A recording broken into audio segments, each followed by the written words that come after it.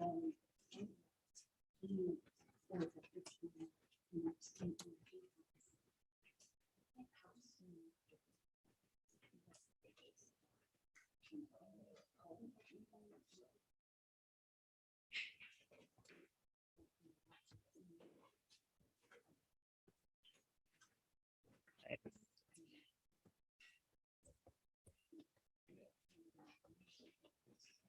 right, so our meeting is live as well on YouTube as well. So as well as it's being recorded.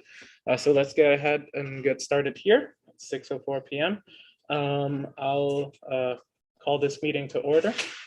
Mr. Secretary, can we have a roll call? Chair Uncle Valentine, Present. Member David Tate, present, and Secretary Betts, present. We have our quorum, Chair. And just a reminder here before we jump onto the Pledge of Allegiance for members of the board, given the change in law with the most recent session, members of the board can participate in up to 2 meetings consecutively remotely if necessary, but no more than half of them a year. So just a small correction on that. Yeah. They can't be 2 consecutive meetings that you can participate remotely in, and there's certain qualifications Yes. for the meetings. Yeah, and you wouldn't be able to vote, for example, in final passage of the budget, among other things. Right, yeah, so remote. financial meetings, in order to take that vote, it needs to be in person. Mhm. Perfect. Yeah. Yep.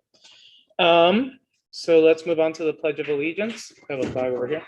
All right. I'll mute it just because it gets.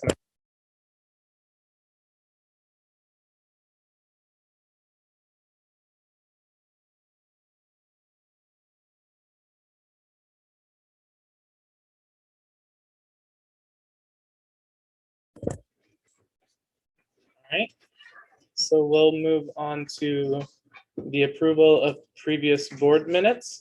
Mr. Secretary, if you want to come up here, or are you connected already, Alberto? I'm not connected over here at all. You'd be able to do that. Sorry about that. I will check that out. Yeah, I'm okay.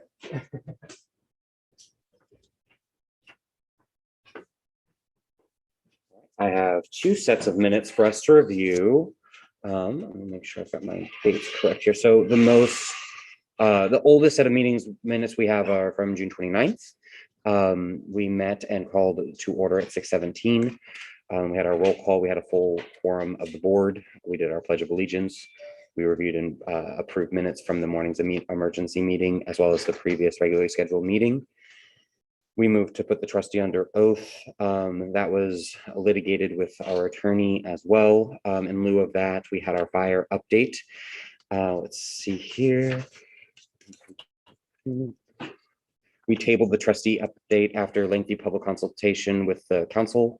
After refusal to go under oath, we had public comment and communication from our paid firefighter at the time, Travis Merkel, from Erica Weimel, Mike Dwyer. See here, as well as Sam Howe, former Chief Ed Ward. Okay, still there, Jamie Roth, Tanya Schwecke, Mike Roller, Data Howe, Andrew Spiker. We reviewed old business. Let's see, since we talked, Jennifer email, notes from the chair. Jennifer noted that legal counsel had advised her not to speak at the meeting. Here. Then we concluded by talking about future meetings and the point of several meetings to review the budget. And then we had adjournment at 8:01 in the evening. And again, those are our minutes from June 29th.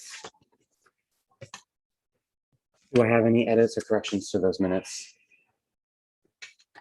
Seeing none, I would move to adopt the June 29th minutes. Second.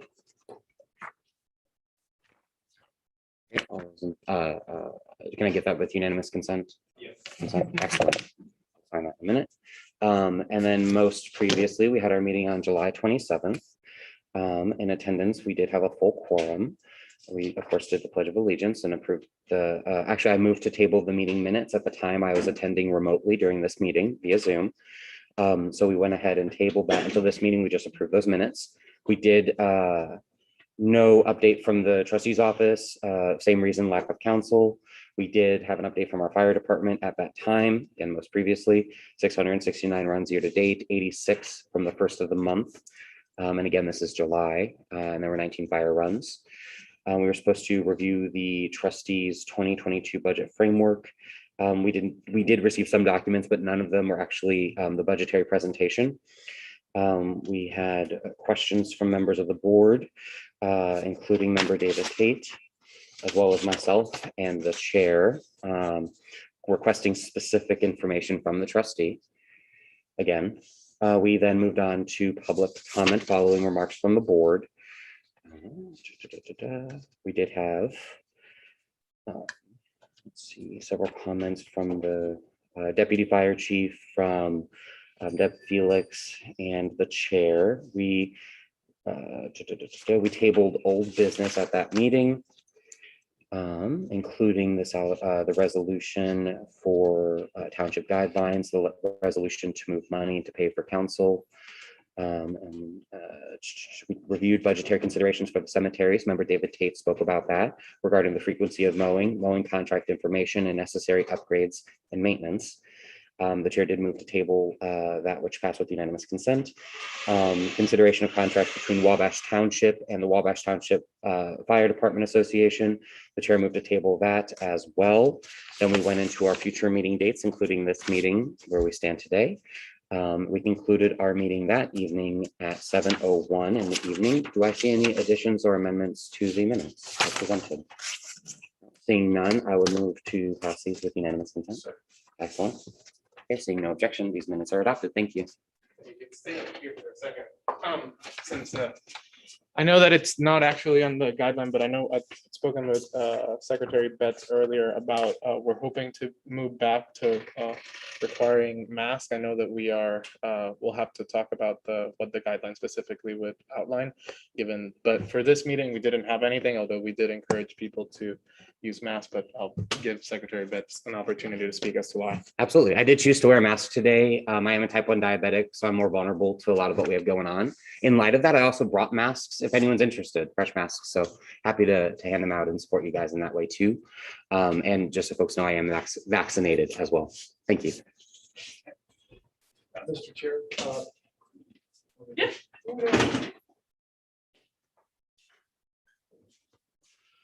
Mr. Chair and Mr. Secretary, what I'd like to ask and recommend is, due to the importance of these next few meetings related to the budget presentation by Trustee Tyson and our review of that, is that the minutes be posted in a timely manner to the board website for the residents and taxpayers to view that. Thank you. Yeah, we can upload the draft minutes for today's meeting as soon as we have them. Secretary Betts can send them to me and we can put them on. All right. Mr. Chair, since we're on that topic, do we have the signed versions of ones that have been adopted? They have to get uploaded to that gateway portal. The official. Yeah, all of the repository. previous ones have been submitted. The ones that we are missing are these two, which will be signed today. All right.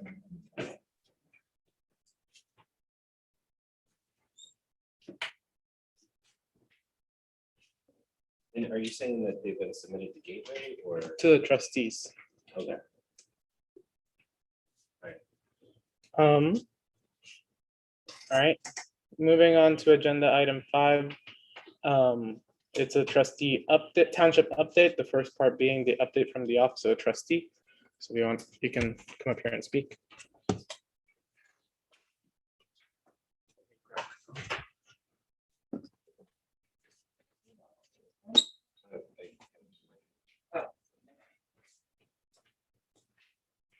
Received this via email. Yes, thank you. There's copies up here if anybody wants a copy.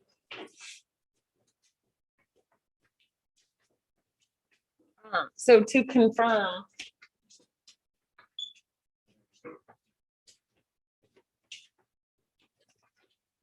I had sent an email. Brendan and David, did you both see my email that I did not receive an email from you? Actually, you answered the questions I said.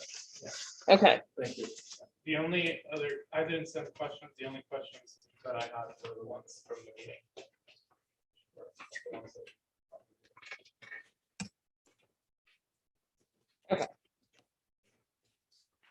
So I received a list of questions via email regarding last month's meeting, and I answered those via email to the board, and I'm going to post them to our website, and I'm going to read them into the record now. And reminder that there's 5 minutes for the township update. So the first question is, David Tate asked about the Ball Eggleston charge and if the board needs to approve a legal retainer. My response to that is that they were retained, Ball Eggleston was retained to evaluate the previous employment and termination of Mike Francis and Ed Ward. The board does not need to do anything in relation to Ball Eggleston at this time. David Tate asked about legal fees for counsel. The engagement is hourly. And the board was previously provided a copy of the engagement letter. That has not changed. To the extent we want to talk about the engagement more specifically, we can set up a call with our attorney. If the trustee and the board can agree on a meeting schedule for 2022, then we can better define these expenses, and this would be in the township's best interest. David Tate asked about unspent charges for the remainder of the year. So our budget is not a use it or lose it scenario. If we do not use the funds approved in the budget, they will be available for the future if and when the board approves them. They will stay in the fund they are designated unless moved. All money moved from one designation to another requires the board's approval. So if that happens in the future, you'll be aware of it. David Tate asked about Reedy financial expense. And I asked you to refer to my statement to the last board meeting. I addressed that. David Tate asked about a deputy trustee. We do not have a deputy trustee at this time. David Tate asked about a tree down at Sandridge Cemetery. Prior to the board meeting, I had requested a quote from our lawn maintenance company, Calvin Hill. He provided me with a quote of $1,000 and I approved it. He was going to remove the tree at his earliest convenience. I believe a lot of these questions could be answered via email and save the public meeting time for important matters for public discussion. I do ask that you all email me anytime that you have questions throughout the month. I also had informed David via telephone that he can contact me for entry to the fire department building. We talked about access to the weed eater that you had requested that we purchase for the cemetery. You had mentioned that last time in the fire department building. So I want to return the equipment if we're not going to be able to use it. So just let me know. Brennan Betts asked about staffing for the office. And I am really glad that you asked that question. I have some follow-up in regards to that question. To Jim Lewis. Tricia Foltz, our previous office manager, informed me upon her resignation that you had asked her to lie to me. She also informed me that you came into the office on a weekly basis to update her on the criminal investigation of my residents. She informed me that you seem to have inside information regarding the Indiana State Police, that you were claiming that I am a criminal. She became very concerned about being involved in that situation and felt that it was in her best interest to remove herself from potential harm. My second statement to Angel Valentine and Brendan Betts. Tricia also informed me upon her resignation that she had been contacted several times by the board. She claimed these calls were made to her personal cell phone at night when she was not in the office. She informed me that her husband had grown increasingly upset and it was causing issues. She felt like the board did not have good intent and was trying to involve her in things that could potentially cause her harm. If you'd like to address those things, that would be lovely. Brendan Betts asked about a new chief. I will keep you at this point in time. Let's review that just a little bit. At this point in time, when I answered these questions, we were waiting to hear from the association. It had been our understanding that the association was going to schedule a meeting between the association, their council, and the trustee's office and the township council. that meeting has not been scheduled. We have not heard from council. We have reached out to them repeatedly. I have been reaching out to the association for months, and our township council has been reaching out to the association council for months. We have not heard anything. So if a contract is not put in place for the 2022 year, I will take action to define fire department leadership before bringing in new employees. And I have a proposal for that this evening that I will be giving you. Excuse me, Bessie. Quick second, protocol. Would there be a motion to extend by 5 minutes?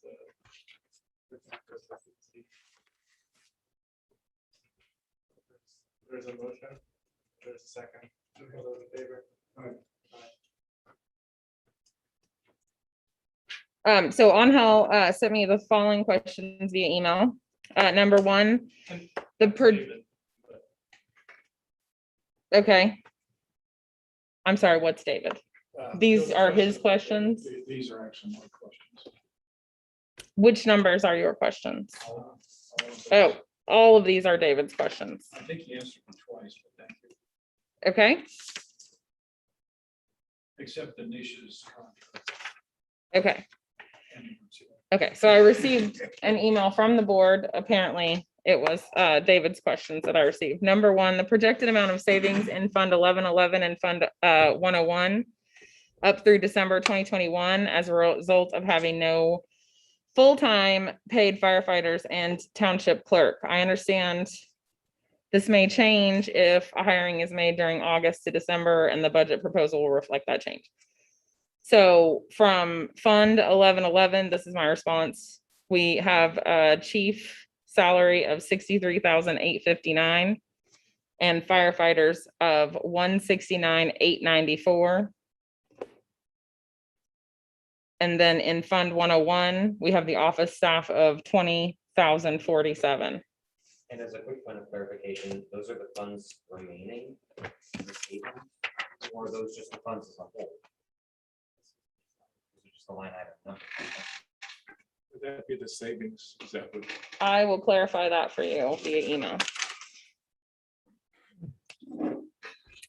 Number two, costs of legal counsel up to the budget approval and change from previous budget. My response is that you have all of the legal counsel expenses to date. Number three, will Reedy Financial continue on? Question there. The legal expenses, there's no payment for Mr. Peterman. Is this, That's like through the ones that we've received in June, or that's the last one we have, so. Yeah, The- It's complimentary for us. The last one we have, actually, the last one we have is through May 30th, so that's why we asked. yeah. I don't understand what you just said. Can you, I'm sorry. We've Help me. only been able to receive the documents through the end of May, even though we're in August. Correct. We should have received the ones through the end of July. So Well, okay. You have received all of the legal counsel expenses that have been paid to date. we have not received that, given that we've only got it through. Okay. Number three, will Reedy Financial continue under contract? My response is that not unless we are in discussions regarding a district or a territory. That is the reason Reedy was hired.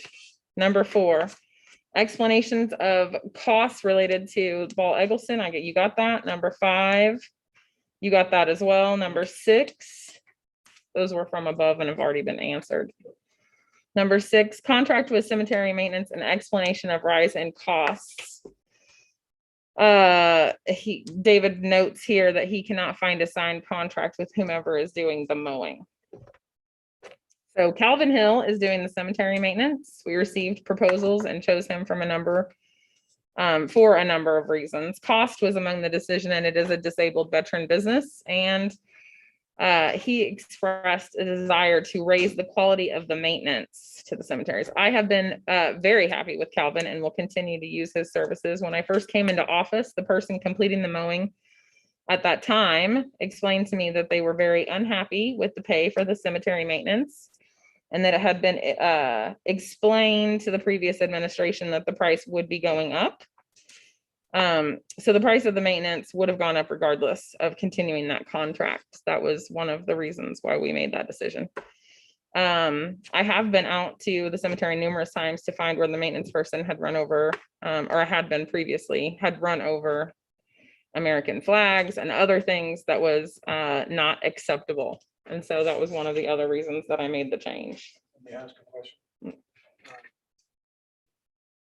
For a contract with mowing the cemetery, is that, if I understand the board's responsibility, that is a contract the board should also review? Okay. And have you seen that? You have not No. seen it. No. So evidently, if I read this right, Ms. Tyson, Any contract has to be have to be submitted to the board for approval. I'm not against Mr. Hill and the decision to do that. It'd just be nice to see the contract by the statutes. Sure. I'll get with our legal counsel and get back to you on that. Number 7, continuation of the niches contract. I do not believe that we will be continuing that contract. I'm going to speak to Gus. There's been a little bit of an update here. He was on vacation for 2 weeks from the last board meeting, so I haven't been able to talk to him specifically. Sure.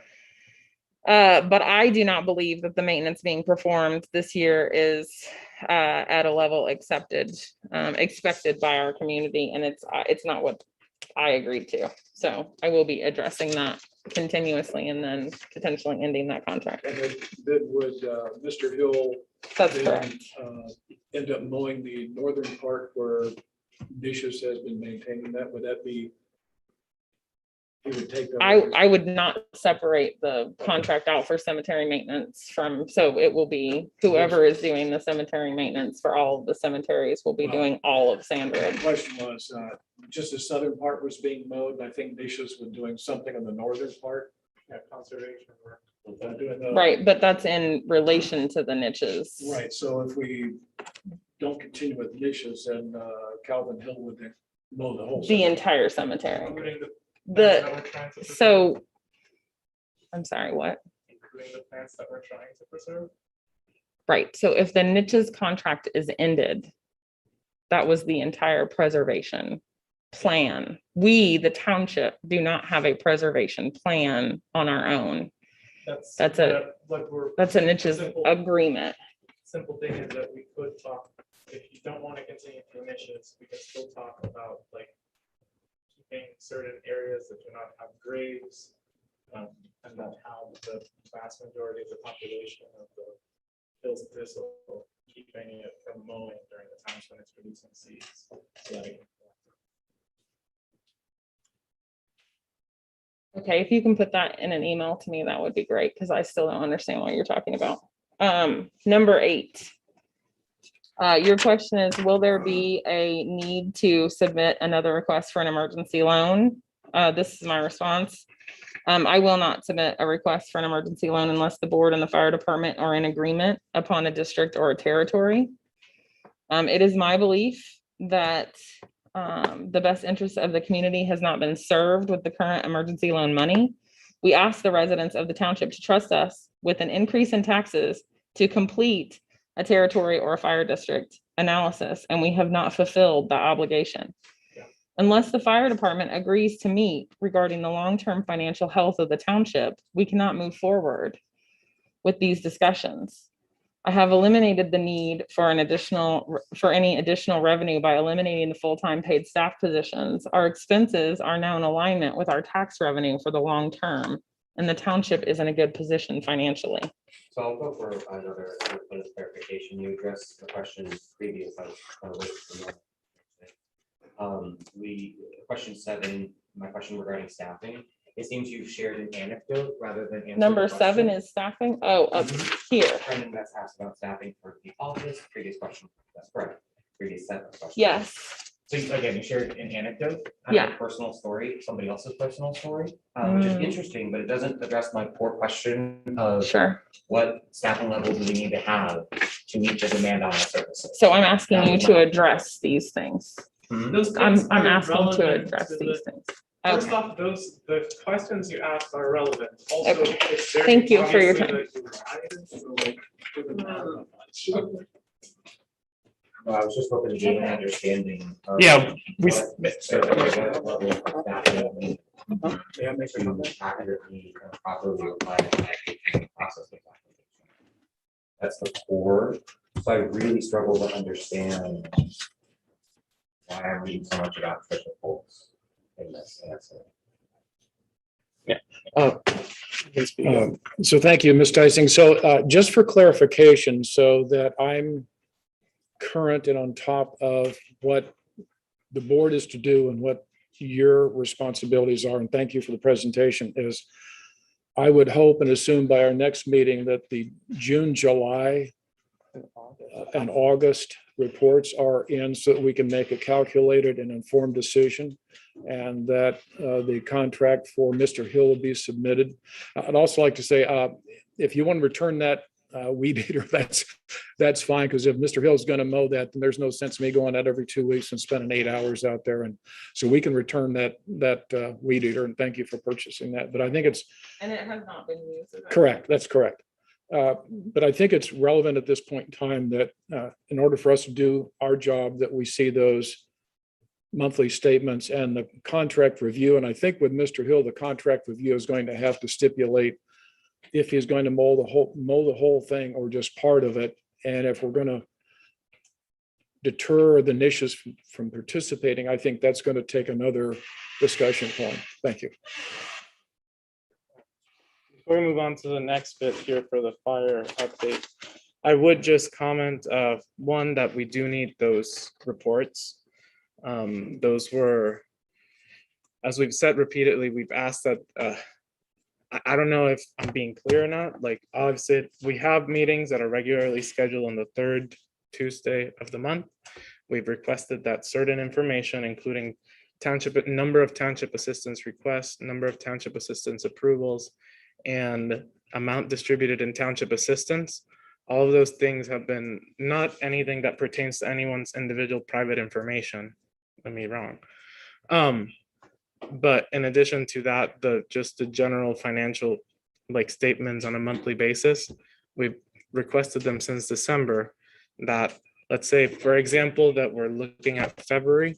If we meet on the third Tuesday of February, that by that month, that before that meeting, the stuff for January be introduced. You don't shake your head. I've literally sent this email 20 times, but besides the point. So like if you're right now, excuse me, we do not, we have them through May. All of the financial statements that have been completed. We literally have them through May. Like when they. You do not have them just from May. Uh, Okay, so you have all of the statements. No, we- and in my, Ms. Tyson, In the my ones that, Ms. statement. Tyson, the ones that we have are literally through the May 30th. Like, we're not making it up, but you can go check the email that you sent. Okay. They go through May. We- Okay, and you have my statement about township assistance. So I provided you the information about township assistance in my statement from your last board meeting. There was no statement at your last board meeting. That's actually true, but also could I just ask, could we get them then today? If we have them at our last You meeting? have all of the documents Miss- that I have presented. Ms. So as of Tyson, Today, we You have. have the all exact of number the township documents. assistance You have requests. June. we do not have Well, June. it is Okay. August, though, in all fairness. Okay. right? So we have through What July, do you have yeah. June? Can we keep going? I mean, Also, it would be great if I could get the meeting minutes, because I don't have all of the minutes. we've left them all in your I don't mailbox. have them Hey, from guys, last meeting. guys, I have an extra copy of one, so I can leave them with you today. when we Great, sign them. that'd be great. This Thank is, you. this is. That'd be great. Can we just move on to the topics? Yeah, before we jump on to the next bit, just because there was personal attacks, obviously, I mean, I would, as a kind, generous soul, recommend that if you're going to make statements that are obviously mistruths that could easily be questioned, for example, in a court of law, and the veracity of the statement could easily be disputed by such witness, I would ask that you refrain from making stupid comments like that, just because it's not smart for yourself. It's also just mean-spirited. But anyway, moving on to the township update for the fire department. Currently, we're at the same. If you could, sorry, if you could speak over here. Sorry to bother you. Currently, we're exactly at the same amount of runs this year as we had last year. We started our preventive maintenance program Engine 602 has been in. We took it first because it had a mechanical problem with the DEF system, which is what regenerates the diesel, so the emissions part of it. And we're waiting a part to come in order for that, to get that truck back. And then the rest of the trucks will go in for the preventive maintenance. We did have a 2-week-old infant on Sunday morning that we responded to, that I feel that had we had somebody on station, it might have made a difference in what happened, the outcome. Unfortunately, we were not able to save the infant. I can't say for sure that it would have saved it, but our response time would have been a lot less if we'd had people on station. And that's why I think that we need to have our paid staff. I have contacted our attorney in order to set up and facilitate the request for a contract. We sent you a contract, in fact, for you to look at. We've not heard anything about that. We sent you a copy of that. When did we send that out, Mike? In May? It was early June. Early June. Yeah. Jim? So I did provide comments to that contract to your attorney. Okay. And so there were some open questions on it. You know, obviously, we probably don't have to get a lot into it in the public meeting, but Yeah. there is movement on that. Okay. So since I'm assistant president, I will. What's that?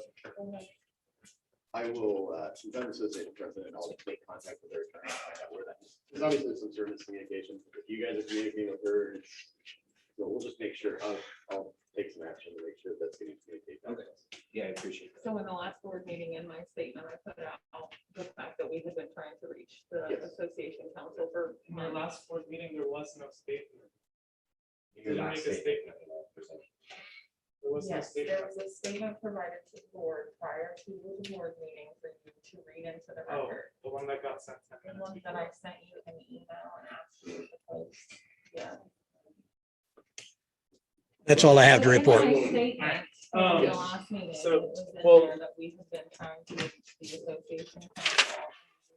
And we contacted her approximately Was West Lafayette respond to any of our calls? We'll talk. 10 times. Did West Lafayette have to respond to any of her calls so far? No. Alright. Would they have been able to have been called for that call? Just a point of clarification? No.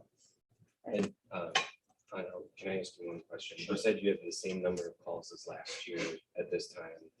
723. Okay, thank you. Alright.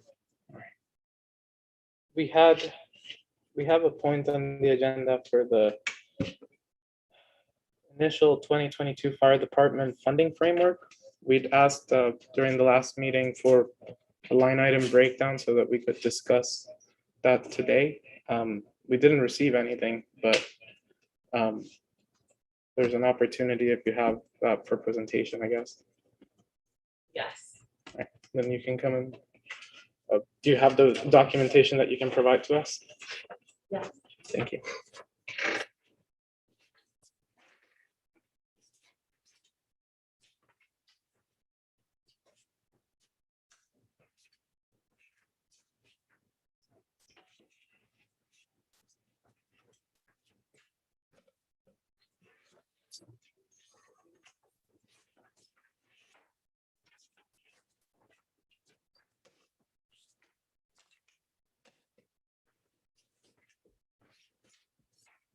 First sheet that you will see.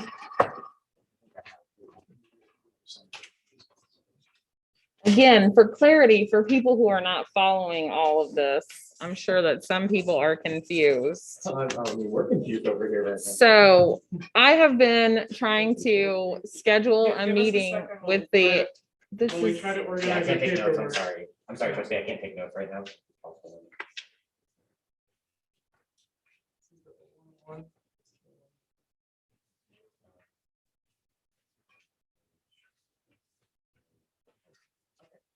there's 3 pieces of paper. Yeah. Mhm.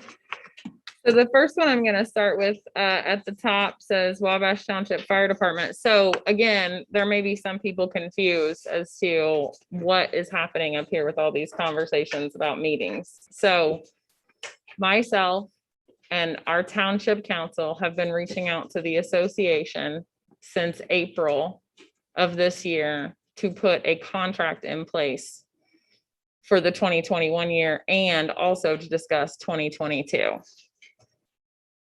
For whatever reason, miscommunication or what have you, we have not been able to schedule that meeting. Therefore, I have put a proposal together without input from the fire department. This is my ideas, and I am happy to continue having conversations around what we should be doing. So at the, Did you see by chance that the firefighters made their recommendations in our public meetings? I think you attended some of those where they shared kind of which path they thought they should go down and that we should maintain our free paid firefighters. no, I have not received anything. Okay, I believe he said that to your face in one of our last meetings in the Bay. Okay. I have About not those received firefighters. anything. Okay, I have So- not received anything. So I'm that sure does, that's this right. does not, I just wanted to. ask you if think that it's in was- writing? I'm sorry, did you say it was in I writing? said, I'm sure it's in writing as well, as in our previous minutes. In your meeting No. minutes? So, but additionally, did you take that Okay. concern into consideration when you put together this? budget? So for this right here, I have not looked at any of your meeting minutes because I did not see the email that you're saying that you sent to me. Sorry, So the clarification is whether you took concern that was adopted in those public questions. Did you kind of? Any of that? Sorry, for point of clarification, I think that's fair to say. So you can like maybe get the presentation done, and ask questions, okay, I think everybody would be better served. I think so too. Before. I'll just get started. Wabash Township Fire Department 2022 position proposal. So I am proposing 7 part-time positions. They are chief, deputy chief, 2 assistant chief positions, captain, EMS captain, and lieutenant. It is my understanding that this is how the roster is set up currently to date. And I would have those paid at the chief 13,000 a year, deputy chief 11,000, assistant chief 10, captain and EMS captain at 9, and lieutenant at 8. All of the other volunteers would be compensated. So there's FLSA guidelines that need to be followed. So obviously why I'm discussing this, nothing would exceed those guidelines. So you will see on the Wabash Township, Tippecanoe County proposed budget statement 1111 firefighting fund. So there is a line item 1AB. So this would be a pay per call volunteer. Excuse me, The- I'm sorry, just a point of clarification. In 2021 was budgeted $230,000 for pay per call volunteer. That wasn't in the 2021 budget. That's the firefighters line. So there's a chief line and then there's a firefighters line. but- So this is a change So that would change from being full-time staff to paying the volunteers a pay per call. That's That's what I wanted correct. to- That's correct. This would be a pay per call model. So 1AB, like I was saying, it says pay per call volunteer. So we would take the staff pay.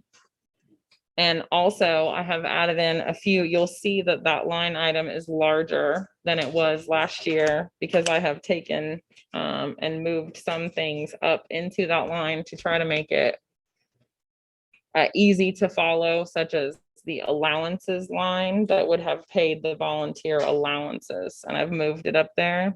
Also, some other just small items that would no longer apply.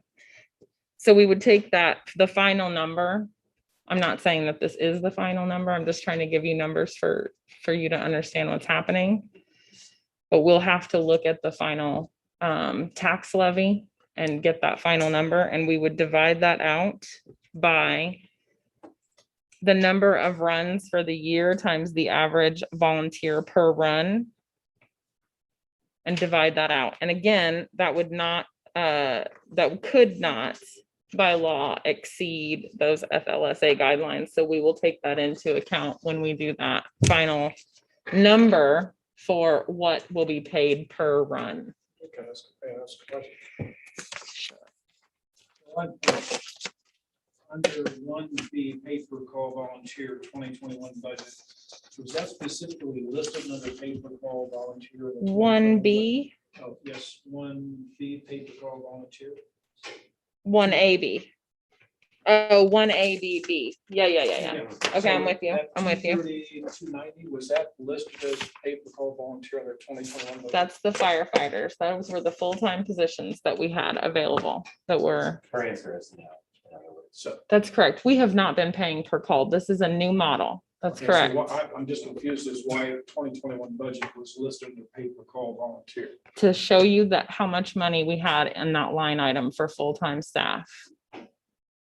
I wanted you to understand where that money was coming from. Okay, but it. This would be a new maybe I'm model. confusing things here for you. That's okay. But it doesn't seem accurate if you're retitling a 2021 budget line item that didn't exist before to meet the 2022 description. I'm just, yeah. Do you need me to write something on there for you? Well, I'd like to. Okay. Well, we'll clarify that for you and send it over to you in email. Well, we're on this particular subject, something that we, was part of what I mentioned during our last meeting. That's why we wanted to see a breakdown of like expenditures. And if one was being moved from one line item to another, we wanted to know about that as well. Right, nothing is being moved from one line item to another. You stated earlier that was. Correct. It would not be the same line item and is not the same budget. That is correct. So yeah, so you're. We're not moving money.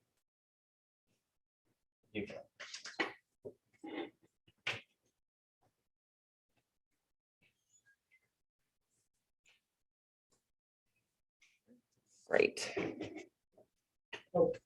Before we go forward, just a point of clarification that a budget that has such a structure won't get my vote. So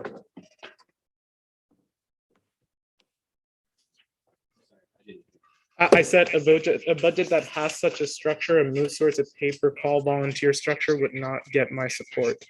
Part of what the idea of these meetings is if it's something that wouldn't get support from the board, I would hope that as a trustee, you would come with alternate proposals. I would allow other members of the board to speak as well as to their views on a pay-per-call system, as well as a system where we don't have health insurance and perf for the firefighters that are going to be working. And are we skipping B? Are we skipping 6B? 6B. I don't know. With regard to the project funding framework. Sorry, in that particular area, it was more open discussion. I just outlined what it was. There's opportunity for other members to speak as well, and I was gonna ask, but yeah. So I would say that myself before I allow any of the board members or members of the department to speak about that. If anybody wants to speak as to their views on it, you can go on ahead and speak. Stay on your seat. Kind of chuckling here in the fact that I'm just trying to understand so I can blend with you and we can get this job done as expediently as possible. And just what I would like to ask is that a fuller description of the line item under the 1111 firefighting fund, the 1AB, is that the 2021 budget, I don't think reflected something called a pay-per-call volunteer item. And I'm asking that in order to go back and review that it be more accurate listed as what that had been called, so I can see how you're thinking and how you're going to move that logically. And I'm guessing here, Ms. Tyson, that under 1C and D, 2021 budget was health insurance 40,000 and perf was 40,000, that those have been eliminated from the 2022 budget because we won't have any full-time employees, staff. Would that be a correct assumption? I have no full-time employees recommended in my proposal. Okay, so the answer is yes. That's correct. Okay, so would it be feasible? There are no full-time positions. Correct. Yes. So would it be feasible to have item 1A be relisted, or at least a written explanation of how you titled that, so I can at least compare with the 2021, because 2021 budget does not have anything that I can recall called a pay per call volunteer. Yeah. Uh, So, yeah, I mean, very basically, outline what it was, outline what it will be, and then as well, from same from the questions that we had last time, include expenditures for each particular line item in recent years and what that money is going to be spent on. Given that we have certain expenditures, and I'm not saying that they have to match cent for cent what will actually happen, but generally speaking with budgets, it would be more in depth than that chunk just for that line item. It would also be an explanation of what that line item will be used for. For example, I'm not arguing that your figures are anything I'm disagreeing with. It's just that the accuracy of what the line item details, that's all my. So just to be clear, you'd like a mapping, right, from the 2021. Correct, thank you, You just want yes. to map it to what it is in 2022. Yeah, an actual comparison. Yeah. Yes, thank you. Okay. I'm not disagreeing with your numbers. It's just how that one item is Well, they're listed. approximations. Thank you. Yeah, Um, those are not meant to be final numbers. Yes, proposed. That's correct. Thank you.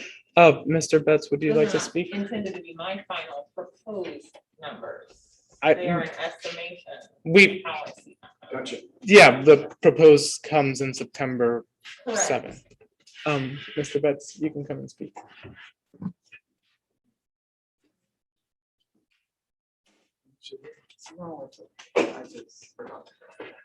Thank you for the opportunity, Chair. Suffice it to say, I will take a skeptical eye to the proposal by the trustee. I am just now seeing these documents. Thank you for providing them, trustee. As I'm just now seeing them in this meeting, and as we are enough advanced, pardon me, we're doing this early enough that I actually have time. I will in fact review these and share my thoughts to the trustee. I'm sure you'd prefer to see those via email. Is that a safe assumption? That'd be wonderful. Perfect. And I will discuss as well. Thank you so much. Yeah, and I can send those over email as well, but the gist of it is that a budget that moves towards this and simultaneously also attached to that would be a salary resolution. If it doesn't include paid firefighters and it moves towards a volunteer service, that would really not be in the benefit of our community, as firefighters have repeatedly said, then, it won't have We my look vote. Forward to the proposal for how to have. those. And I'll- Yeah.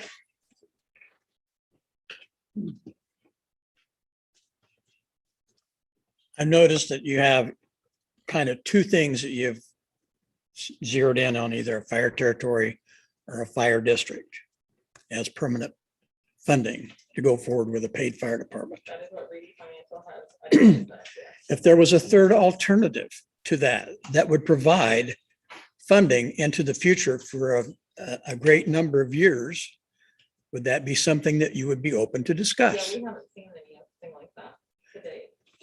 Well, there has been a preliminary study made Okay, of the growth in the township. wonderful. And with that preliminary study, that would provide funding into the future. It would provide immediate funding for what we need in a year. It wouldn't take place next year because it's a year lag, Okay, but that funding would be enough where we wouldn't, I mean, we could get up here, but we would only need to use here for now. So there would be room for growth through that. And that is something that is, I think, very real and very likely that that could happen. That would make a big difference in what we're talking about. That would provide not only for the 3 firefighters that we lost, but would provide for additional firefighters that we need. And it is something that is available. It's not a wish or a dream or anything like that. It is something that has been made available by the state legislature. And that all we have to do is to file the necessary paperwork between January and April of next year. Is it new? It is something that's been around for a while. It's something that I alluded to before. Oh, okay. So yeah, I asked the state about that. Okay. And So- actually, pardon me, since we're gonna do that, point of clarification, I did ask for written record of that as in Yeah. feedback, and I have not received that. I did ask in public, but also in email. Yeah. So these are some of the reasons why we maybe not been able to get into a For a written determination. discussion about a contract right away because we wanted to make sure that we had our ducks in a row also. I'm not trying to tell you. that you don't owe me a All right, written just for interpretation of that. purposes of the Zoom and everything, if we could just have one person talking, at a time, that would be super helpful. Yeah. All right, so is it all right if I ask a question? Just. It's okay with me. You guys good? Okay. You said there was some initial feasibility study that was done. Yes. Is there a copy of it somewhere? I'd love to review it just to, if we're gonna have this discussion, just to review it. I think that I can probably get you a copy of it. Yes. Yeah, that'd be great. If you could get one to the board members as well. that would- Sure. And if the board could get clarification, if you need to reach out to the DLGF for written I determination. know, I know. Yeah. So do we I don't, need so we to- don't in have the a, meeting that we had, It was never in writing, so. So we get a written determination from the DLGF to give us guidance on whether we're. You can email her. Email her. Give her an email. Send her an email. Yeah. you can come up and speak over here. And to answer your question, I'm open to all the things that are possible. Yeah, of course. Are we moving to 7 or are we still at 7? We're still in 6. She's a member of the department. Do you want me to introduce myself? Yeah, please. Okay. My name's Sherry Hertz, and I'm currently the EMS captain for the fire department as well as the treasurer of the association. My comment is to the board. I just would like the board to know that I do not feel that it would be a good idea to make all of the line officers of the fire department employees of the township trustee.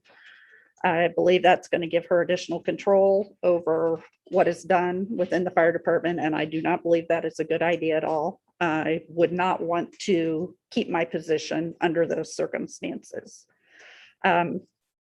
In response to the idea of paying per run for firefighters, I think perhaps there's a misunderstanding as to why the volunteers do what they do. We are volunteers. We're not asking to be paid for what we do.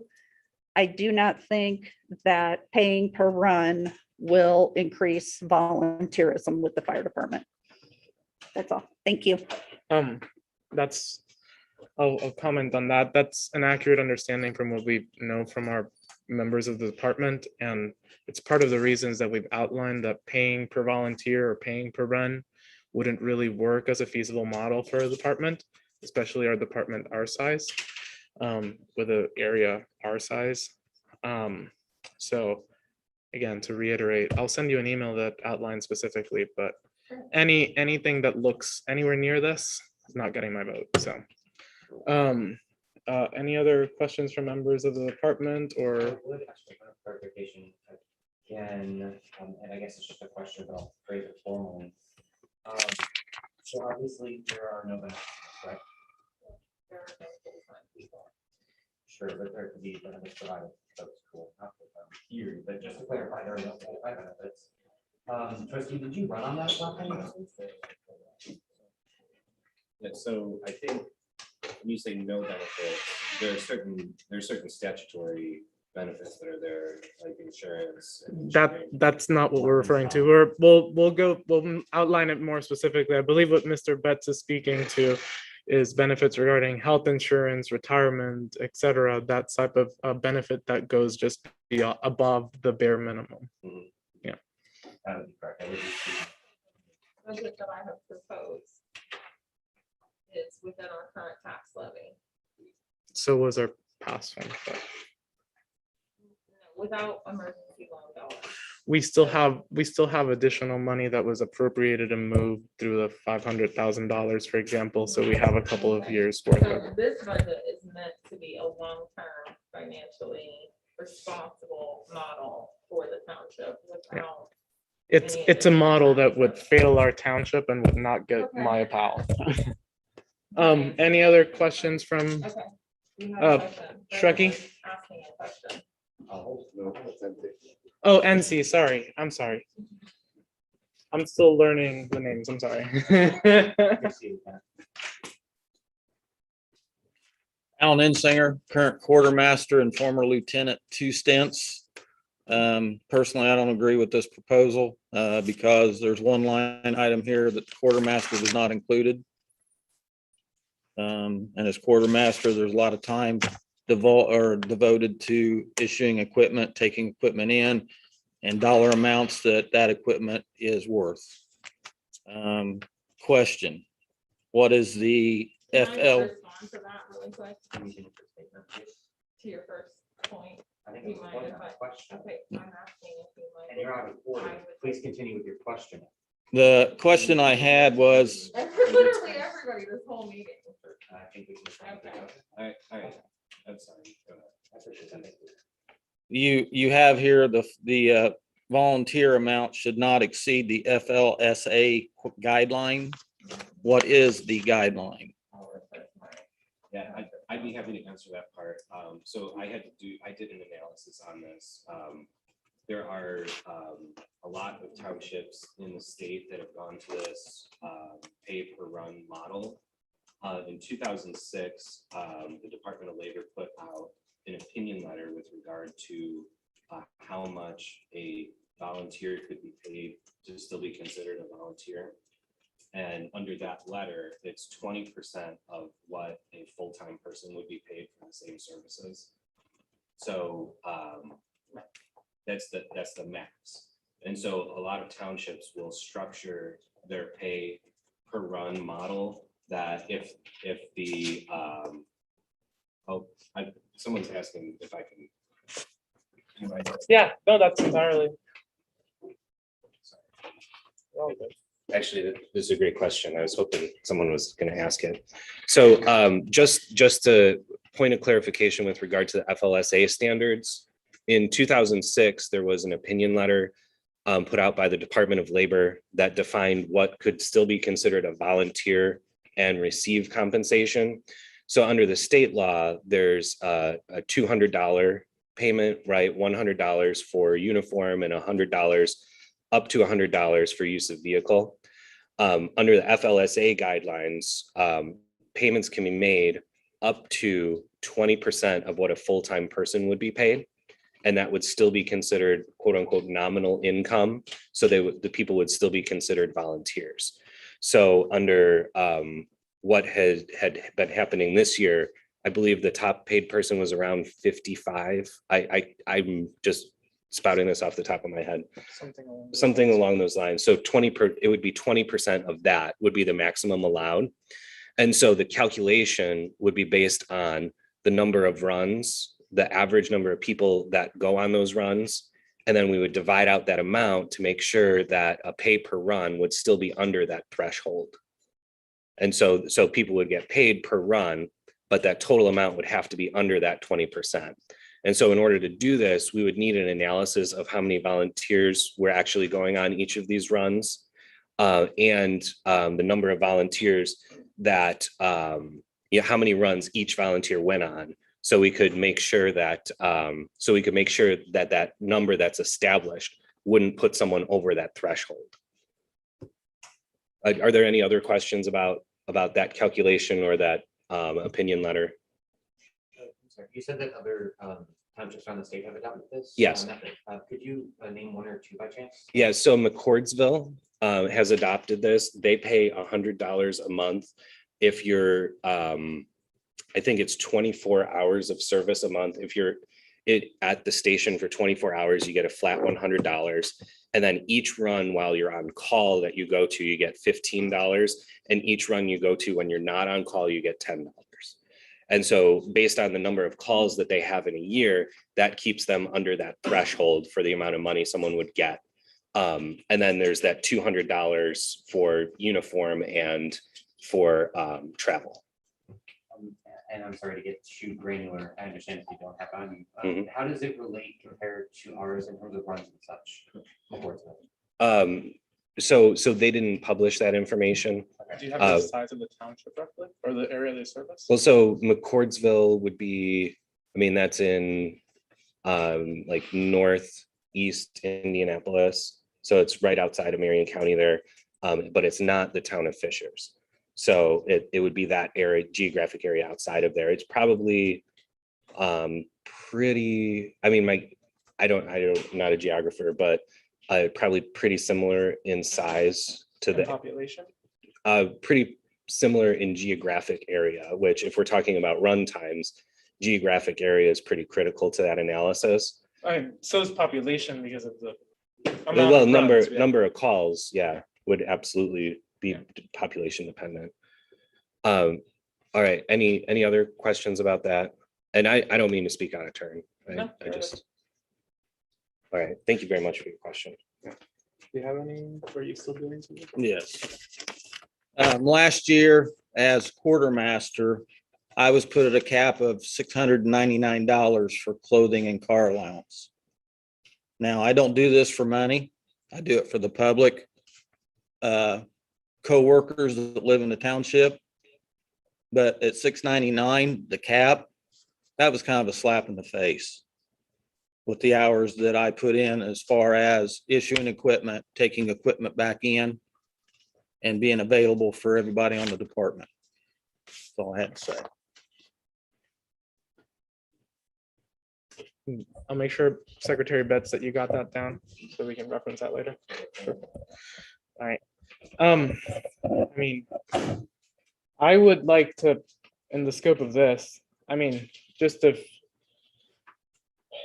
our understanding from not just ourselves, but also like surrounding areas is that a volunteer service here really wouldn't work. In the sense of just like that we need the paid firefighters to be able to provide that service. I obviously just restating my point, this doesn't solve our issue. It also is not particularly, how do I put it? Okay, I'll put it this way. How can this budget be financially feasible and more feasible than keeping the last guys in? You have about $230,290, if I remember correctly, that was allocated in last year's budget for the paid guys. Is that accurate? That one AB? That is correct, $230,299. Is that the number that's there? Could I get a confirmation on that, Trustee Tyson? No, I can't confirm that at this point. I can get back to you on that. Right, that I believe, okay, for the state of this argument, given that earlier you stated that that was the amount that was for the paid guys. You- What's on record, that is correct, sir. Yeah, on record, that's what the trustee had stated earlier. And it also kind of matches with just what we know of the salaries. So last year, which we couldn't afford, according to the trustee, and it's not financially feasible, we had $230,290 for the paid staff and a portion that's also to the like general benefits that certain members of the department would receive, including like the deputy chief, et cetera. So all of that line item was $230,290.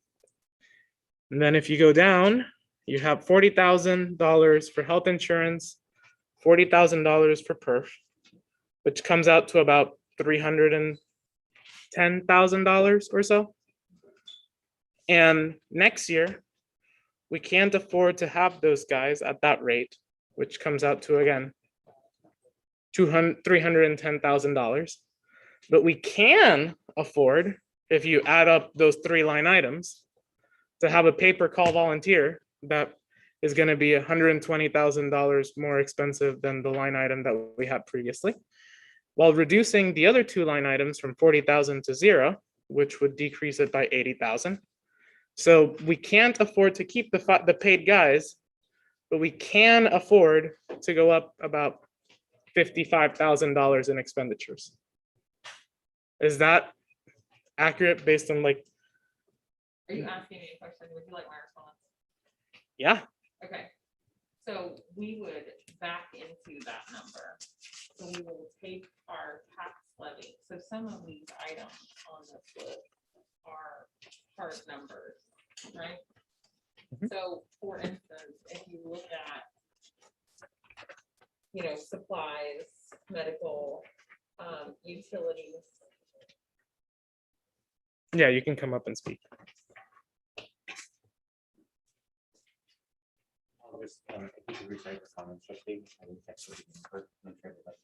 So if you take a look at the 1111 firefighting fund handout, and you look at some of these expenses, again, without having conversation with the fire department about this budget and not being able to get their input, some of these expenses are hard expenses, like the utilities. Right? We're aware of that. You understand that? Okay, so we would take the hard numbers and back into that number for the pay per call. So the point that I'm trying to make is that we will know what our tax levy will be for the year 2022. So we will understand how much money we have to work with in the 1111 fund. We have hard numbers that there's not a lot we can do about those numbers. So I've been told from the fire department for the last 2 years that they cannot reduce those expenses. And then we would back into that number. So the number for the pay per call volunteers and the proposed volunteer part-time positions will be within the tax levy that we receive for the township. When we had the 3 paid staff members and benefits, full-time retirement benefits and health insurance benefits for full-time workers, we were exceeding our tax revenue. And we were spending over what we receive. Were we spending over what we received in 2019, trustee? think I we don't were. know. What Reedy Financial told me is that 8 of the previous 10 years, we were spending more than we received. That's in our annual reports. Right. So we can go look at 2019's annual report and we can look and see if we spent over that number. So we're going to take the number that we receive and we're not going to spend more than that. That is the proposal. Now, and again, for the statement, by the way, I think you took my papers, but that's okay. It's all right, I kind of have them by number anyway. Yep.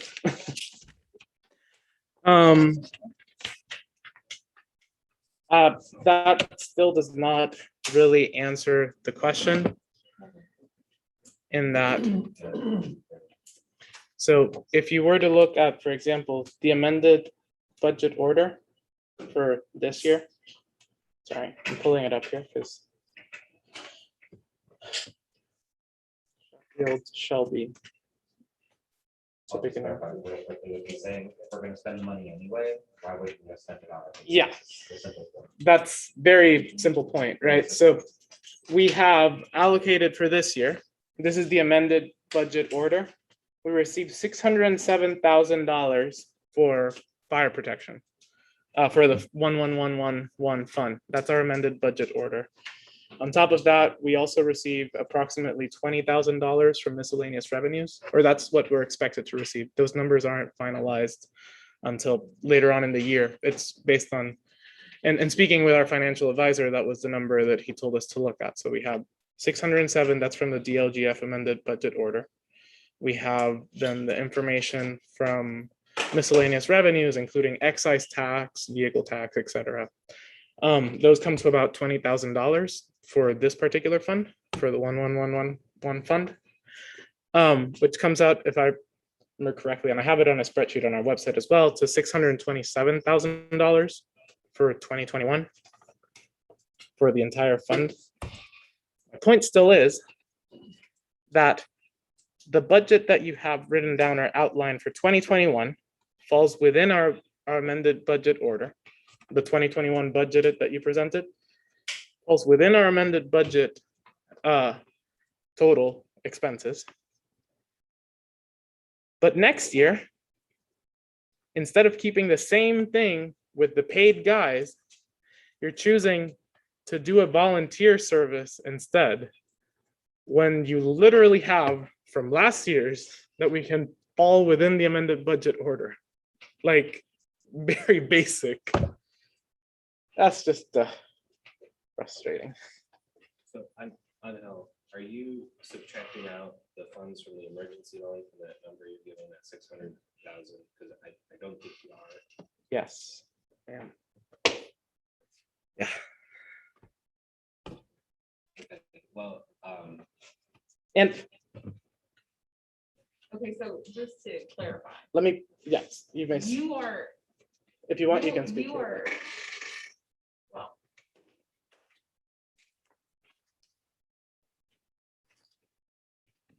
I'm trying to make this simple because I don't want to confuse people with math. Because I'm confused by all the math. Okay, so I don't want to confuse anybody else.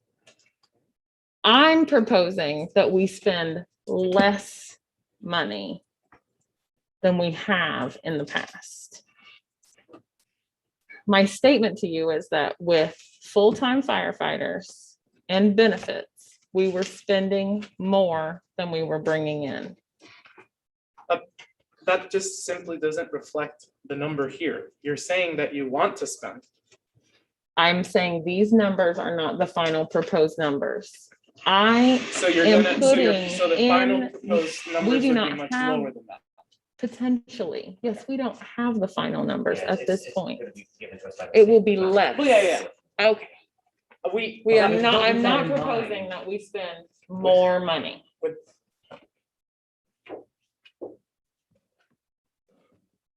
that in mind, going back, and I'd have to pull up what meeting information it's on. So if you give us a second here, so and Hell, is this something that, it's related to this. I understand, but is it something that might be easier to have an email about and a response so everybody is on the same page? I think it's easier first to like communicate, and then we can also, if you'd like, outline it in an email. But the way I approach it is you can talk, this is a public discussion, so. Right, I'm just telling you, I can't follow your numbers and I don't know where they're coming from. So do you have something, like you have like What maybe we're a pulling up. printout that I can follow? We have it on our site and we can also provide it to you as well.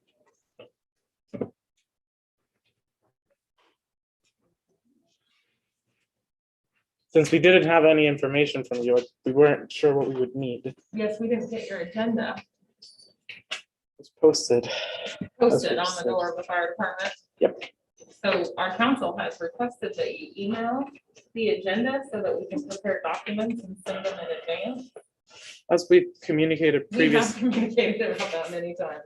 as we've communicated previously, it's also We have. uploaded onto the website. And we'd Mhm. also like the information that we asked for previous meetings, Mhm. we asked about it in the last meeting. We didn't ask for, the agenda was very Right, not obvious. to get off point. Stop. Yeah. Let's stay on focus here.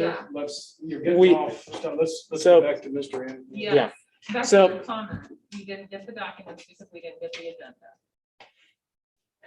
So as we stated previously, and we have this information up, for Okay. the year 2021, right, we receive about $207,000, right? $207,655 is For- our certified levy. Okay. You have Total for $20,000 the Fund, per 1111, yeah. Okay. 20,390, 207. yes. 20,392 is our expected miscellaneous for this year. We have our fire Are you loan, talking about the 1111 fund still? When you say miscellaneous, are you on the Yes. 1111 fund? yes. So what is miscellaneous? It's well, financial advisor, because obviously I won't act like I know everything, but our financial advisor has explained that there are different miscellaneous taxes that get sent to different parts of different funds of the budget, or like different Okay. funds for the township. You're talking That- about tax revenue, miscellaneous tax revenue. Is that what you're saying? Yes, Like the excise tax, excise etc. tax and wheel tax.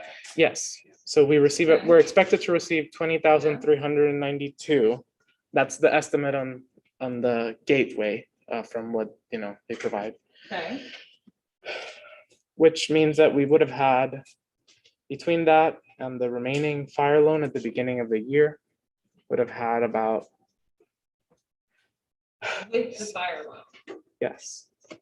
For a second here, we're talking about with the fire loan, because that money has to be That's spent in a at some point. different fund. We are aware of that, but it's Okay. meant to cover expenses for Okay. firefighters. That's what I was trying to follow you. I'll just stop asking you questions. that would be very nice. $631,000, $686 is the amount that we had at the beginning of the year. When you take into account that we also moved an additional $500,000 to this fund, we previously outlined that we have enough funding to run through the end of 2023 at the current levels. And given that we haven't explored any of the other positions, it's simply not realistic, and it's not in the interest of the township to devolve, to basically backtrack, take 10 steps back, move to a pay per call volunteer service that wouldn't allow us to have full-time people here, because the volunteers are volunteers. I mean, I'll point, for example, at you. How many hours a week are you here during the daytime? During the daytime, Yes. 0. All right. Is it fair to say that most of our volunteers spend 0 hours here during the daytime? Yes, Why would that be? because we're all working. Okay. I mean, just to be extremely clear, that's the reason why you have paid firefighters, so that they can be here during the daytime. In a mixed model, you have them be a big chunk or bulk of the response during the daytime. When you have volunteers be available, which tends to be at night and on weekends, and that's when they respond. This system is not smart for the township. It just simply isn't. And I mean, we can spend all day long talking about how you want to use the pay per call volunteer or whatnot. It simply doesn't match the needs of our township. And I mean, obviously I'm speaking for myself, but based on previous comments from all the board members, it's also fairly obvious that it's the view of the board. Just, I don't think I'm exaggerating. Am I I exaggerating? think I have a solution. Yeah.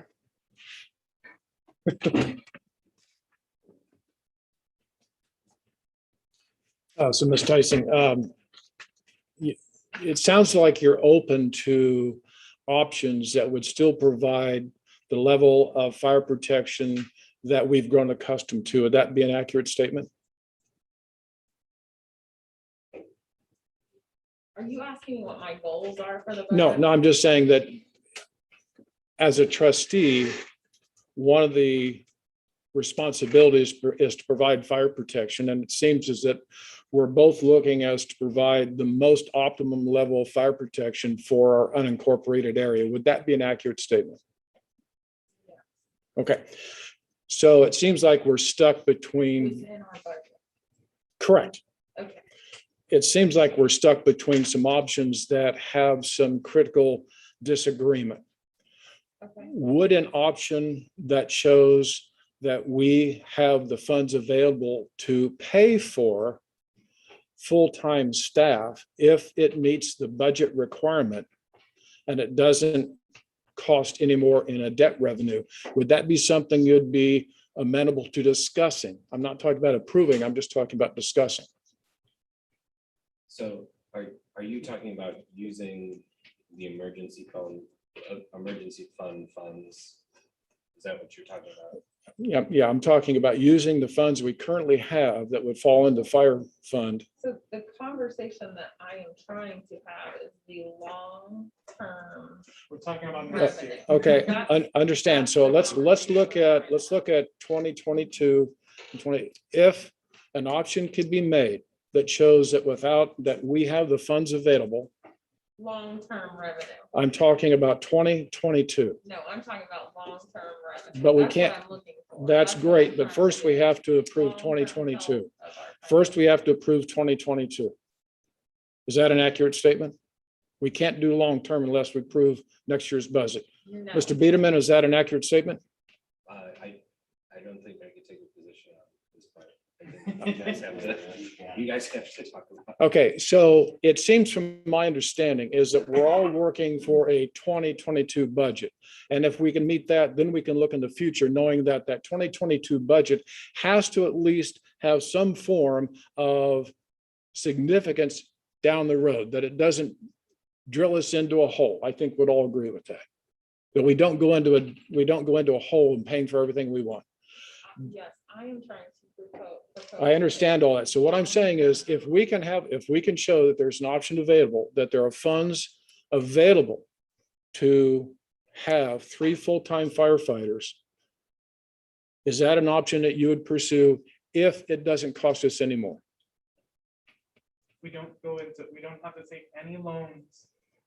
No, Wow. I will not have full-time people with benefits as long as, until we have a long-term financial plan that supports that. So the answer would So be, that's what so the answer would be, previous if we can show in the next year and maybe the following year that we can support 3 full-time No, before firefighters, this budget. your answer is no.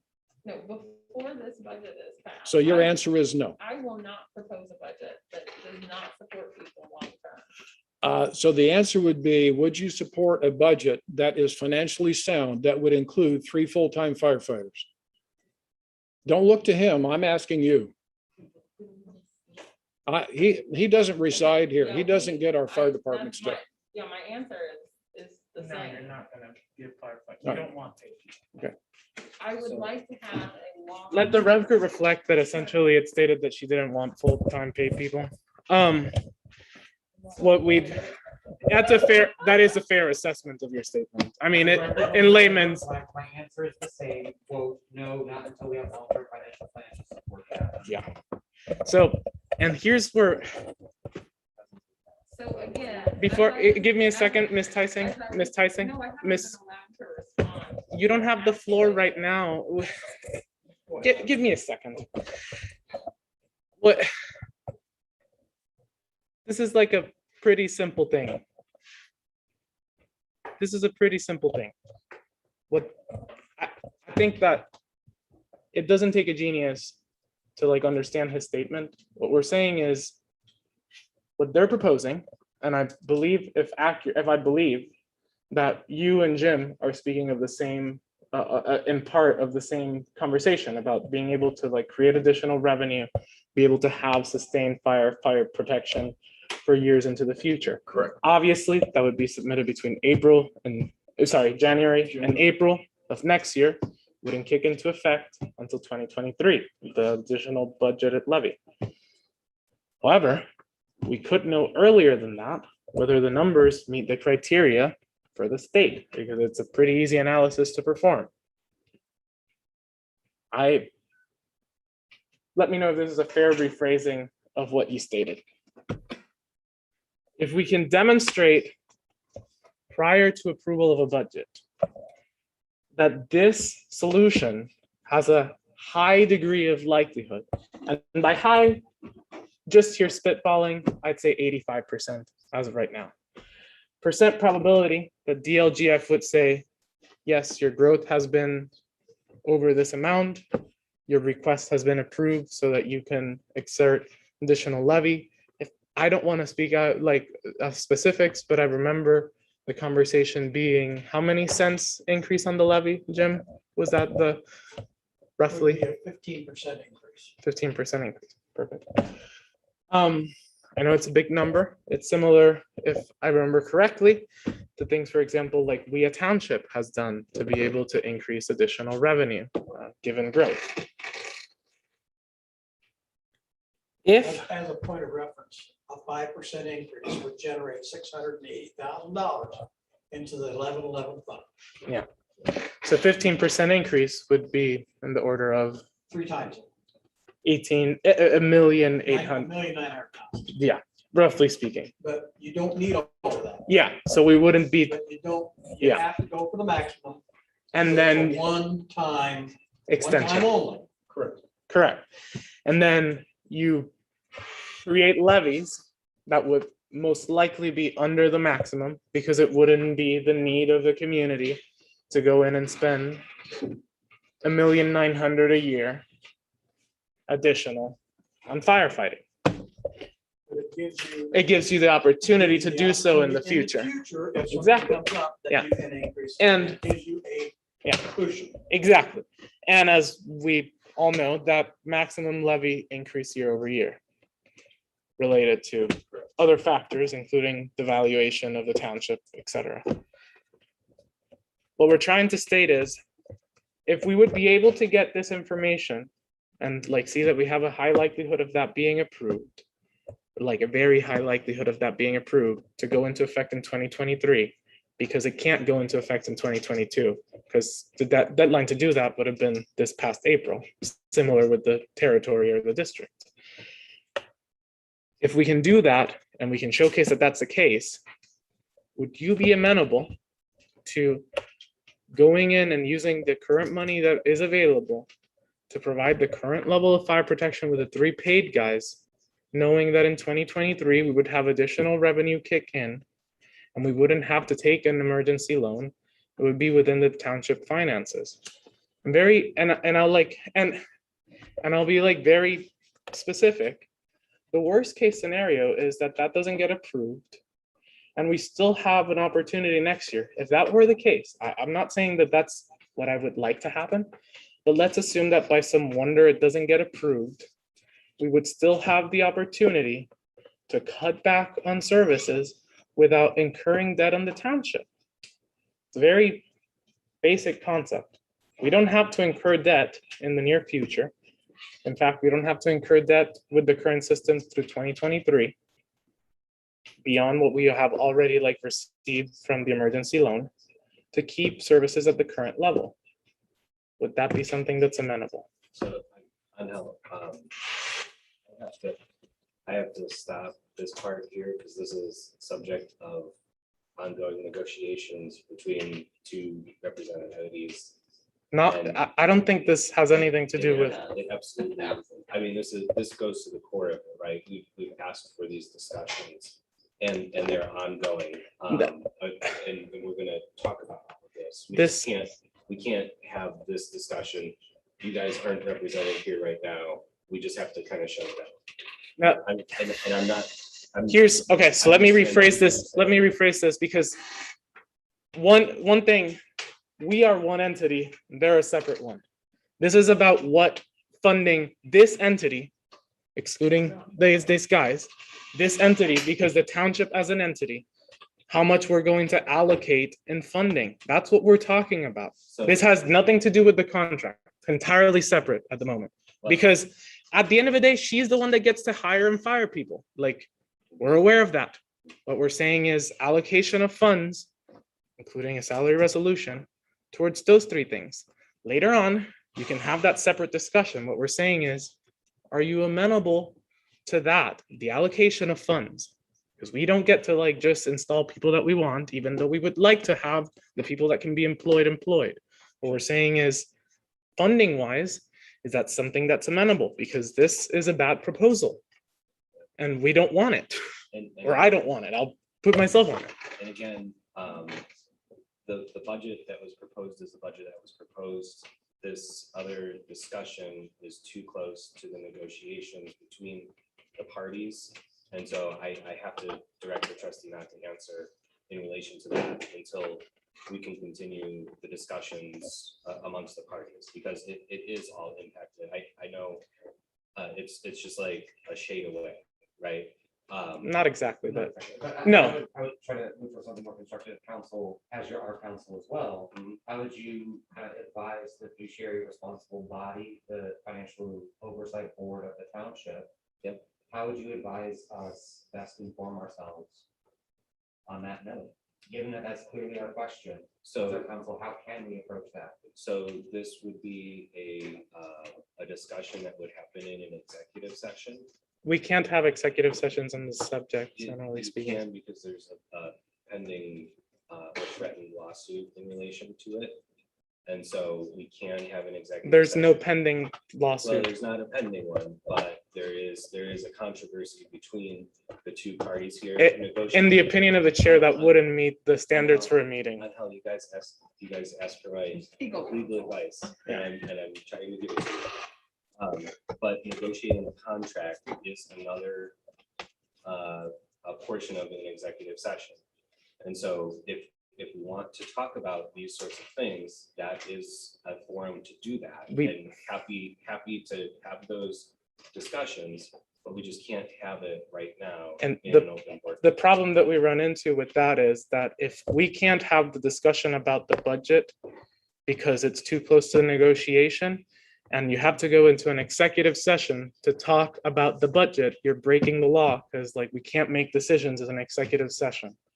So that information needs to happen in a public meeting, and that's why we're requesting it. And you're talking about something very different, and that's, I get it. But this is why we've invited the association to participate in this process. Right. Because we need their participation to come up with an overarching scheme in order to put these numbers together in a different way. Sure. What we have here is the budget that we're presented with. Sure. And so those are the numbers that are in front of us today. Right. If that changes, and as it stands now, those other discussions are executive session material. So my follow-up, what, for folks all around, what is necessary in order to call that executive session? I mean, we can have 48 hours notice, and then we can have that meeting. Perfect. So if we want to do that, let's just talk about it and get it set up, and then we can notice it and then have it. And no one's suggesting votes. Yeah, I mean, it's not a vote thing, it's just further information about positions and the like. No, but talking about positions, about like funding, even though we recognize that it wouldn't, like, I mean, the board members couldn't speak as to positions in such a meeting when it comes to funding and what we would vote on or not. Sure you could, you just couldn't take the vote. You can't speak as to situations like that. You can't communicate with other board members how you intend to vote. That's our interpretation, and like, we're gonna stick closely to that. So we can't really have that discussion in executive session. Okay, well, that's fine, and if that's not what you want to do, that's fine, but I can't direct the trustee to answer those questions in an open session, so. And We're between a rock and a hard would an place. email communication from the trustee as to an answer to that question with the lawyers, which would be subject to like confidentiality, because you would be involved in the conversation, would that be an acceptable method for the trustee to communicate their view? Because we can't really speak towards these things. I mean, I'll be frank as well. Obviously, the relationship between the trustee and the board is broken. An executive session would not be of much service. Would be a waste of time. That's the understatement of the century. Yes. But happy to look into that. I couldn't answer that specific question one way or another as a secretary. I just know we could have an executive session about it. And I'm happy to schedule such a meeting. Are there any other questions from members of the board or department folks? Blair, you can come up here, actually.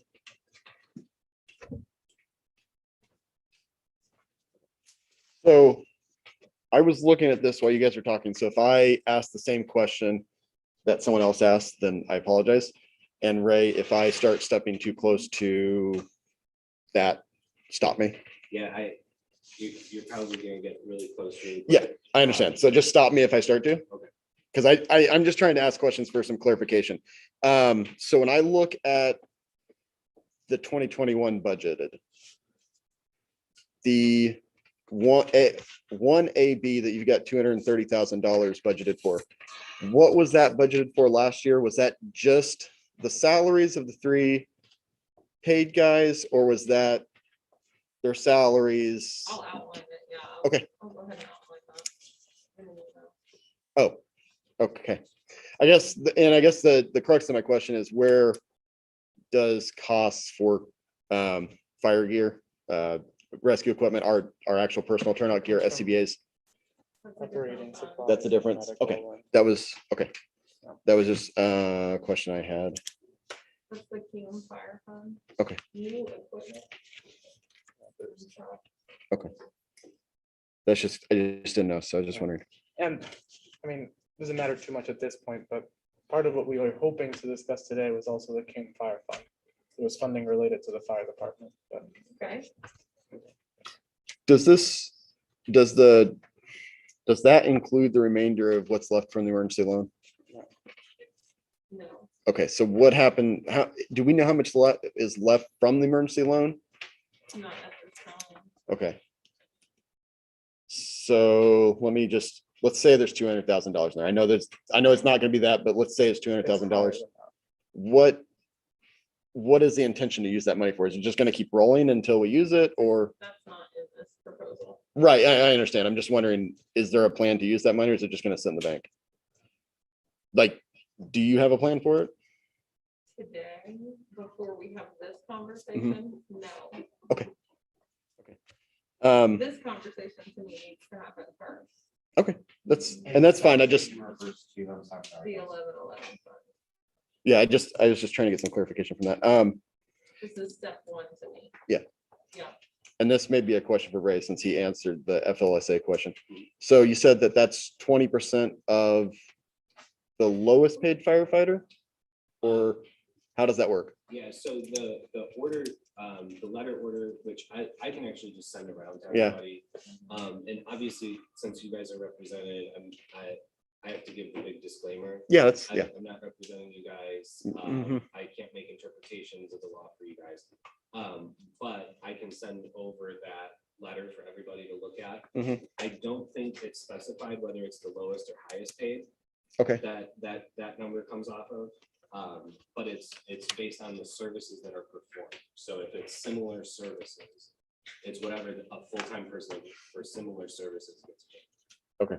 so I think Drew and Joe's salary Drew and Travis's salaries were intended to be roughly 44,000 a year. So let me just call it 45 just to do math quickly. that's 44 and then 51,128 Okay. for Wade, which comes out to $140,000. Okay, so if it's 20% of their salary, that would give all the volunteers a max of roughly $8,800, right? Am I interpreting that right? On So average? there would be that, and then there would be the 200 from the state, so it would be 9,000. Okay, so each of the volunteers could be eligible for up to About 1,000. $9,000, based on how much, depending on how much, Yeah, maximum. there's a whole bunch that goes into it. Right. So, But they can't go over that. right, yeah, we can't go over that. So once we make the number of runs that would get us to that, we stop making money or whatever. I would assume that would make us actual employees of the township, and we'd be paying taxes and stuff. Yeah, then there'd be withholdings that are required, and it would kick in a bunch of other All that extra stuff.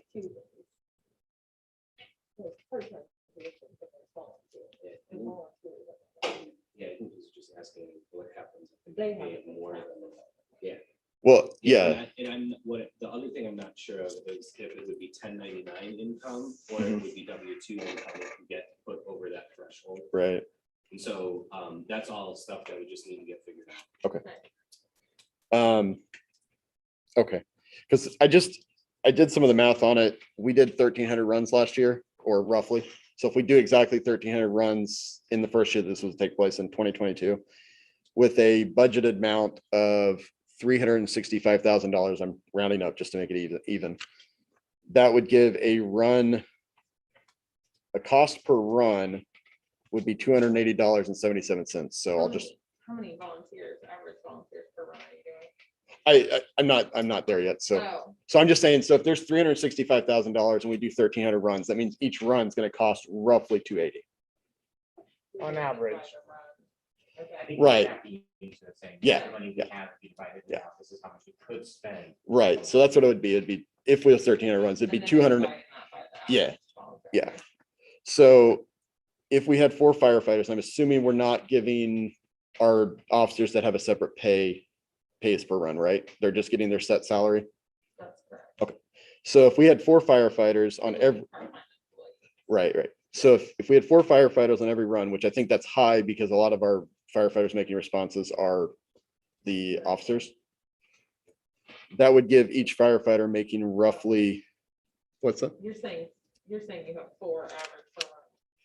Yeah. So whether it, so In it's this hypothetical, it's a hypothetical. hypothetically, over the course of a year, Okay. 1,300 runs, let's say on average, we have 4 per run. I think that's high. I would guess it's high. Jim says it's high. So but let's say it was 4. Then it would give us 70, basically each firefighter would make $70 per run they make. And at $9,000, I would max out, if it was me, I would max out at roughly 132 runs. That's why we're using the FLSA guideline. Oh, right. Yeah. No, I'm just saying that's where I would max out at 100, roughly 132 runs. So once I actually was on the roster or on 132 runs for the year, I would be maxed. Yeah. for So the- like 10% of the total. Yeah. Right. Yeah. So that to That would me, mean that you would need 40 volunteers on average to cover all. 1,300. well, Yeah, no. Yeah. but anyway, that's Yeah, just, let me explain the reasoning there. If 4 volunteers, because you're averaging 4 volunteers per run, But I'm would saying max out at 132 runs. You're saying every 132 runs, you would max out a volunteer. At which time theoretically they lose the incentive No, to show we're up for not runs. maxing out anyone. That's what I'm saying is that the way that you're doing that calculation for the $280 Mhm. per run is not taking into account the FLSA guidelines. So we're gonna take that number into account. So understand? we're working the number the other way. Yeah. You're starting at, Yeah, and the 4 per run included some of the part-time people too, right? It's not 4 volunteers and then Yeah. some full-time people. So that like there's a whole bunch of math that needs to. right. Yeah. I guess Correct. And my, then you would not max out. So we would get that number per run to be, you would work the whole year and count 9 times or whatever it is, Well- right? 8,000. So the most that someone would make, the highest level of volunteer, the person making the most runs would make the FLSA guideline. Which is right. Yeah, no, I understand. 9,000. Yeah. So if that's the Into case, that number, so the other volunteers would make less than that. which means that if they would essentially. So let's say that they make half of that, for example.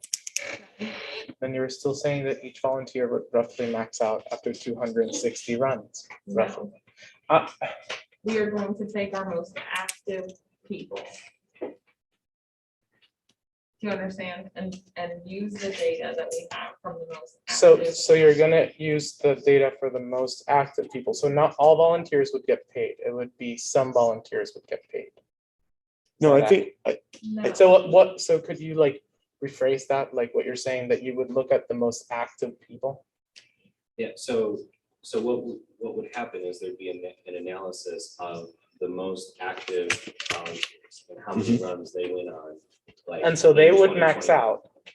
Right, At so the we end of the would year. take that number and that's how we would come up with the pay per run. Right, so then those people would max out at the end of the year. And everybody else would be incentivized, so it would incentivize people to balance out some of So- this to get to But the. not that, but also to be clear, I am not making this proposal because I think that the volunteers are incentivized by money. What I'm saying is that the people that are doing the work in the township should receive compensation for what they're doing. They're away from their homes, they're away from their families, they're dedicated So- to the community. Yeah, so- This is not about incentives. I'm not. I was saying we have speaking in incentives. economic terms. It's like payment is an incentive. It's just an economic statement. It's okay. Okay. I think you answered my questions. I was just, So I would have, I would probably have one more question about that. Yeah. that does continue to lead to the fact that in that particular case, what you're saying, and when Ms. Tyson interrupted Mr. Biederman, correct me if I misheard you. You said that the fact that the highest paid volunteer would get this much would, I think I heard this. If I didn't, please. You stated that part of the goal as well is that it leads to other volunteers participating in more runs. Is that an accurate reflection? I mean, just pure Economical pure standpoint. Keynesian economics. That's fine. So, and just for purpose of the record, that could be defined as an incentive. Sure.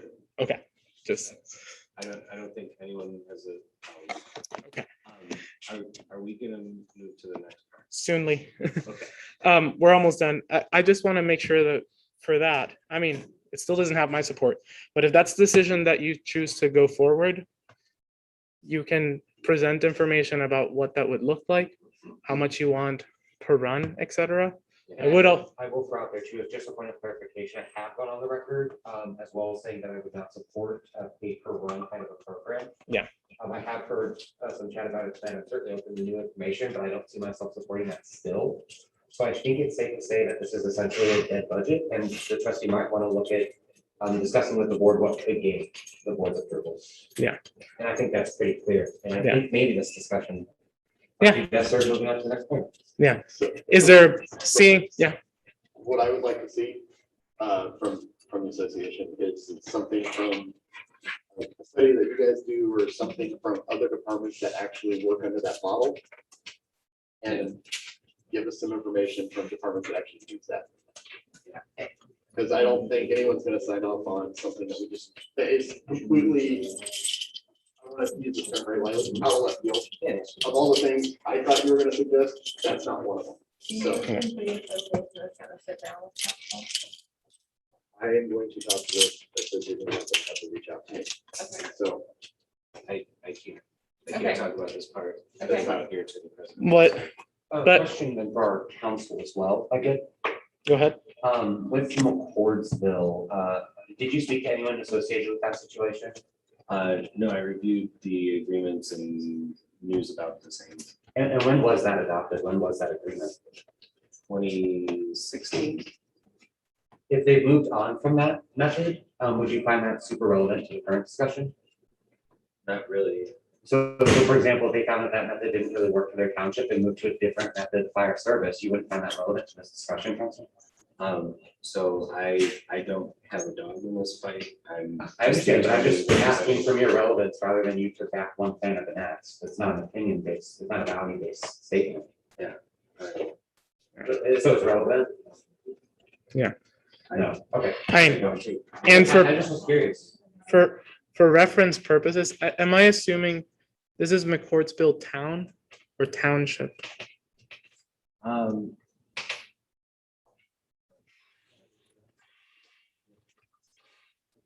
Oh, McCourtsville is no longer McCourtsville, now it's Vernon Township Fire Department, Fire Chief is Chad Abel, he's right around, reach out to him and talk to him. The system, is what they have used, they actually formed a fire territory, they've just hired 9 new firefighters based off of that territory. And they're just putting in. Yeah. That's the direction. And what's the name of that township, please? Vernon Township. All right, let me, that's- 'Cause- Actually, that would be great if we could get a conversation on that. Thank you very much. what county is Burnham Township in? Whatever the one that's northeast of, no, it's not Oh. Hamilton, it's, whatever's to the right. of Delaware. Hamilton. Hancock, is that right? Hancock Township? Sorry, Hancock County? Yeah. Yes. Okay. I'm not an expert in Indiana. No, I'm just trying to find some information here real Yeah, quick. I think it's. Okay, Thank because, a very small population. yeah, that's part of my concern. This is based on, okay, so Vernon Township as a whole, now that it's become a bigger service, is 13,000 people in population. And that's under the current setup, which is they moved on and grew and became a township fire department. The McCourt's bill is at 10% the size of our township service area by population. Because McCourtsville, which would have been at that time the town, has 4,797 residents. I know, you guys asked if there were any other townships. No, in that's- Indiana, And I just said one, and What- that wasn't, it We wasn't the did not look basis. at McCourtsville as the basis for this. All right, so which one did you use as a reference? We didn't. No, we didn't. I looked up the options for fire department. So you I'm didn't, making so a you don't have, proposal so there's no, without- That's right. I have not looked at other townships doing this model. Right. so That's right. You haven't spoken with any other township. I have not spoken to anyone about this. Yeah. Nope. well, just, McCourtsville is, we are not saying that McCourtsville is a reference. We're Okay. not saying that what they're doing is what we should be doing. That Alright. is not what we're I'll- saying. We think that the resources of the township should be put into the people who are serving the township. which up to a month and a half ago was our paid firefighters until you let them go, but that's Correct, besides the that point. we cannot afford. We really That's can, right. but that's, Okay, that's not my opinion. I'm the one that's making. the opinions aren't proposal. facts, but that's okay. They- Miss they Tyson, are in the Miss Tyson, report for Miss the last Tyson, 10 years. Miss Tyson, Everyone, please just move on. all right, And I- that's- I- just a comment on this. We're gonna go back and forth on this. Yeah. Well, I'll add a comment before we move on to the next agenda item, real quick. And I'll speak for myself. I certainly think that it's the opinion of a lot more people than just myself. But as the person that has the floor right now, I'm all for exploring new ideas and being creative and trying things out. I think it's a fairly normal statement to say that given my political ideology, trying something out of conservative right field is not what I, as a board member, are gonna go for. Because a system that does not provide full-time pay, but rather goes the extreme other position is just batshit bananas for our township to go into. I'm all for trying ideas, but they have to have a basis in fact. They have to have similar size areas having that type of service going on. They have to have some data behind it that it works. It has to show that it can last a while, because you're talking about permanent. Show us that it can last a while. If you want any chance of anyone voting on that, likely not me, but if anyone voting on that, I think you need to provide more data than just saying, well, I came up with it without looking at anywhere else. We can move on to the next item. Which also just, I'll do a point of clarification since we're moving on. In the past, we talked about talking to other townships. Territories and districts. I think you did go down and look at the township that made one of those transitions. I would encourage us to do that with any time we're looking at moving forward. I don't see why we wouldn't talk to someone who has tried to pay for service to figure out what went wrong and what we might do better.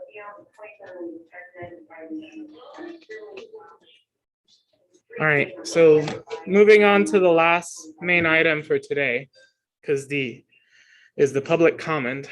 Is there any public comment from the limited audience? Either on Zoom or here. If you're in Zoom, you can unmute yourself. If you're in person, you can ask a question or comment. I'll give a moment for people there. I don't expect any, but just in case. Want to shut anyone up? I have a question from Zoom. Yes, you're recognized. Could we have your name, Miss? Sure, my name's Melanie Lindsay. I live at 1845 Secretariat Drive. Nice community. Thanks. My question is for Ms. Tyson. I would like her to come up so I could hear her response, so it's a little hard to hear when she's not up there. You can ask the question and then we can cede ground for Ms. Tyson to respond at the end of public comment according to the, yeah. Okay. Yeah. But actually a couple of my questions are for Ms. Tyson and the lawyer that is currently there. I sent an email on June 24th where she replied she would reply after speaking with counsel on July 13th. I've still no response. Am I to get a response from anyone? My second question is there evidently is a miscommunication. There's a lot of, I don't ever receive an email. I don't get notifications. I don't know where this is posted at from Ms. Tyson. How is her preferred and the lawyer's preferred way to officially be notified of meetings and information that is being documented? All right. Do you have any other questions? That's it for right now. Thank you. All right. Any other public comment? And just a clarification, as we stated at the end of public comment, you can choose to answer. Are there any other public comments, questions?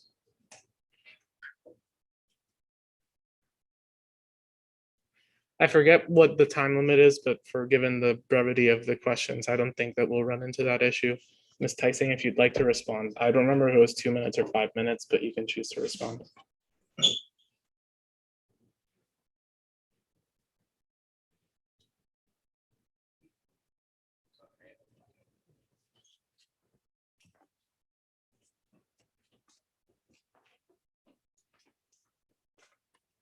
Hello, Melanie. I've spoken with our legal counsel and he says that he has not had a chance to look at your email yet, but he'll get to that as soon as he can.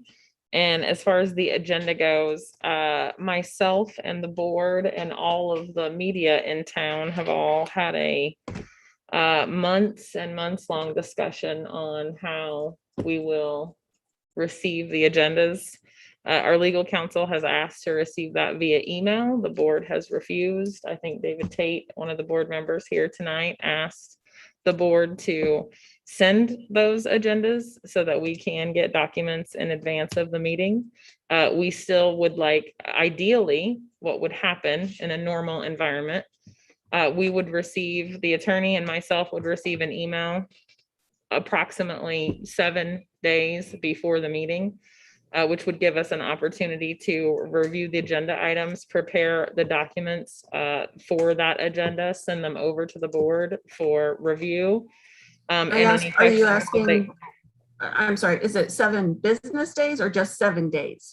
7 business days would be great. So 7 business days would be wonderful because like I said, we would prepare the any documents that would be associated with that agenda, send them over to the board. This is the way that it's always worked in every environment like this that I've ever been a part of. We would send those items to the board in advance for them to review. And if they had questions or concerns about, the small like minutia of the documents like we had this evening, those would get corrected before we had a public meeting. The presentation would take place. I don't remember exactly what we're paying our lawyer, but just for the sake of argument, we do pay by the hour for our legal counsel. And it's more than I would spend if it were my money, right? So him sitting here while we sit here and do all of these small details is totally unnecessary. I could get all of that done prior to the public meeting. So that would be not part of ideal. my questions. That would be ideal if we could get that agenda 7 business days before the meeting. Thank you. I have a follow-up question. Am I allowed? I have an answer as well, Melanie. I'd like to share if I could. Absolutely. We'd be happy to review your follow-up. You just stated, trustee, that that's been how it's operated in every environment that you've been a part of like this, save for this environment. We've sent you agendas before that have included documents that we'd like to review on that agenda and not receive the documents. This isn't even this year. Beth Tran previously would request documents via email 2 weeks before a meeting, and we would not have those documents. This is not new. This is not fresh. This isn't Angel's problem. This is something that we as a township have experienced for quite some time with your leadership in the office. We've requested documents, not received them, no matter how we ask. That has been the core issue, and that's the context too, Melanie, so you're aware as well. I mean, Would you like my response to that? no. What I would also state is that in the past, we've posted minutes on our website, same as we do right now. We always, first off, we always meet the minimum legal threshold or for what we need to do. The second part about what makes our job harder as a township board is that over the course of the last 6 months or so, right? Every meeting, like stuff blows up right before the meeting. This might be the first meeting that nothing really blows up before the meeting. There's really no point in creating an agenda that then we have to change. And like in a previous occasion, we had an agenda that was published in advance of the meeting, multiple days. And then immediately after, we had to change we had to add items to the agenda. And Ms. Tysing stated that because it wasn't in the original posted one, we couldn't talk about it and it was illegal. It's just very difficult. And Ms. Tysing is correct in that in an ideal world, we would be dealing 7-10 business day in advance. Problem is that we're not living in an ideal world, and we provide the information, we ask the questions, we stated at the last meeting too what we would have liked to receive, and it's not dependent on an agenda to send us this information. I mean, this information you could have sent us previous because you knew we were meeting today. The trustee knew we were meeting today. She could have sent us this and given us enough time to like review and say, hey, we would like to see more additional information, which is what we already asked for. Us including this in the agenda wouldn't have led to any further thing. Again, your board member has asked you to send the agenda to our legal counsel. He's asked you to participate in the process. And That's what we're asking you the to do. agenda, and I would refer to our lawyer that the agenda is always posted on our website. And he is, same as everybody else, can access it. I can let people know when, as I did for the last meeting, to let them know when it was posted to the website. I can do that as well. It does look like we have another public comment from Jamie. Great, thank you. Ms. Roth, you may speak. Thank you. I'm sorry, I'm I under hope the you're weather. feeling better, by the way. Yeah, not great, but thank you. Can you hear me all right? Yes. Okay. I'm a little confused why the lawyer is responding and answering emails or any of the questions during the meeting. I thought we paid the trustee to do the trustee's job and not pay her and a lawyer to do her job. What am I missing here?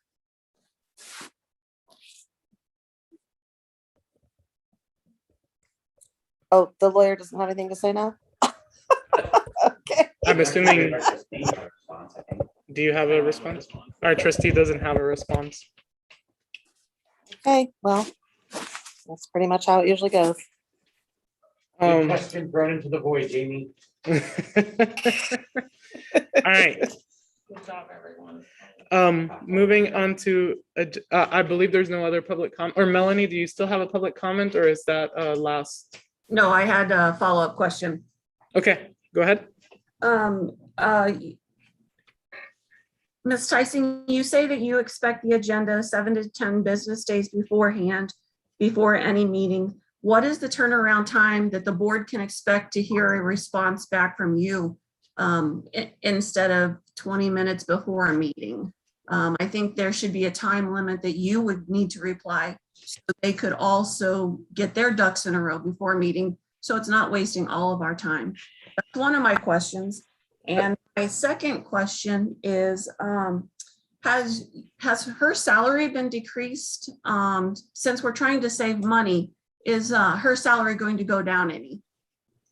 Okay, so before we go on to, just for a point of clarification for the record, just to double check that first question, making sure that you're referencing the statement that was emailed to the board 20 minutes before. Is that what you're referring to for the last meeting? Correct. Right.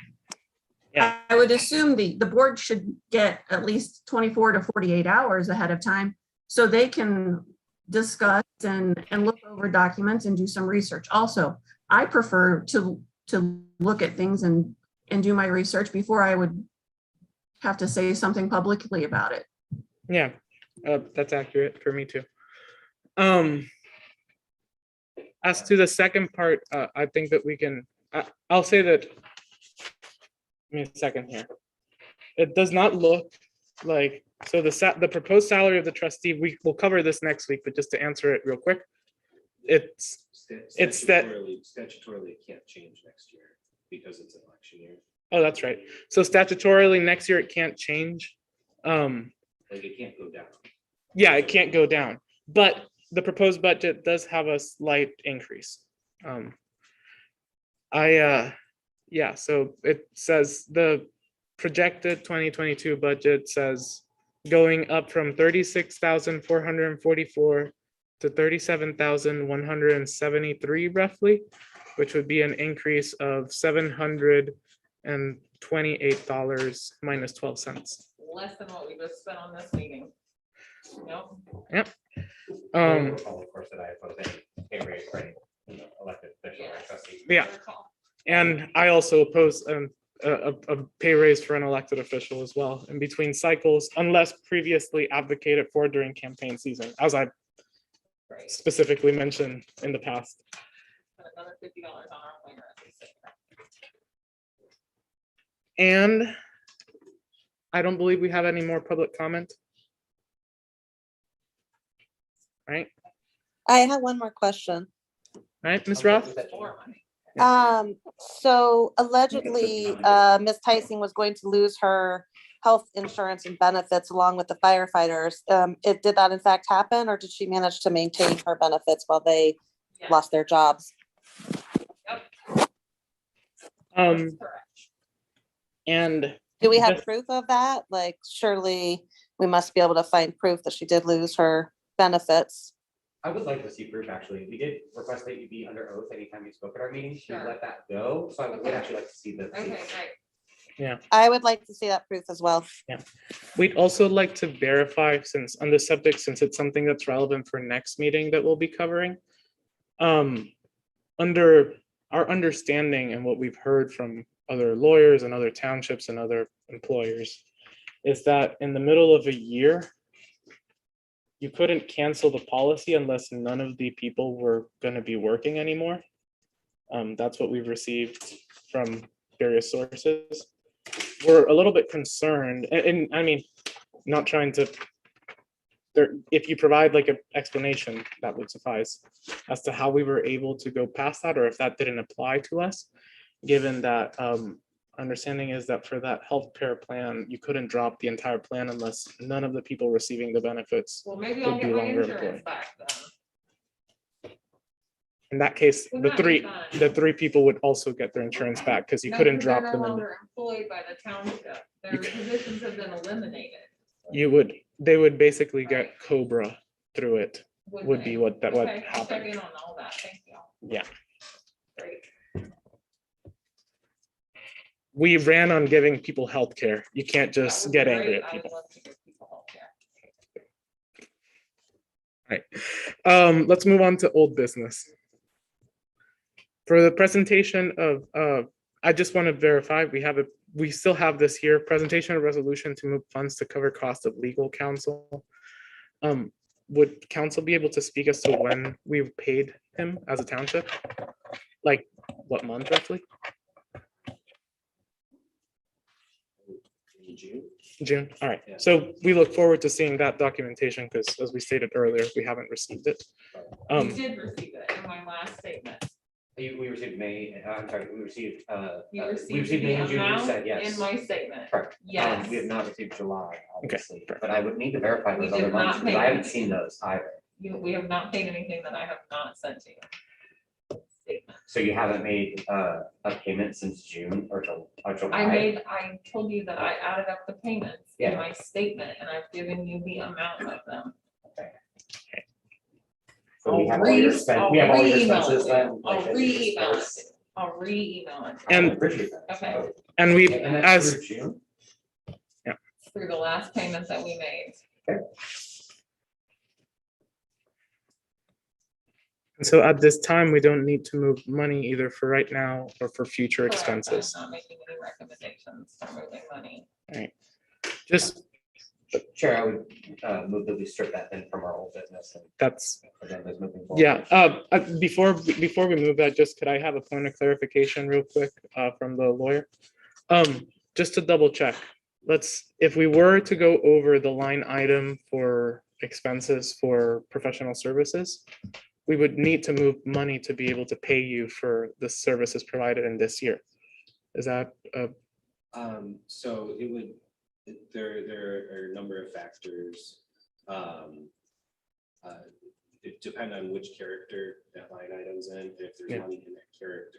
Yeah. You wouldn't need to do a Form 17 to move money. It could just be applied.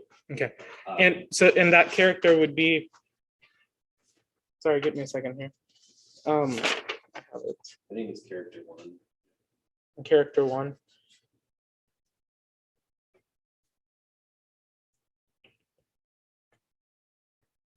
And then there, some of the issues related to, in particular, the fire stuff, that could be paid out of the fire character because it's related to those services. I wouldn't, yeah, I would not be in favor of doing that either, given that Already been done. 3A, but I'm just stating that as a board member, I'm not in favor of doing that, but 3A is, I believe, the character for like that specific line item. So what you're saying is that out of character 3, if there were money left over in character 3 for professional services under the 0101 fund. We're talking about two different things. So I think character one is all professional, is all personnel. So this is the gateway numbers. This is what's on your sheet. And there's 3 different characters. One is for like HR related stuff, which I think includes professional services. Then there's another character for supplies. And then there's another character for like capital expenses. And you guys have a couple more characters than other townships because you have a fire department. Yeah. But I don't have them all memorized. All right. Gotcha. We would appreciate a corroboration of what character that would come from. It's a simple thing. I mean, the trustee can do that. It's not, I'm not expecting you to go out and do that.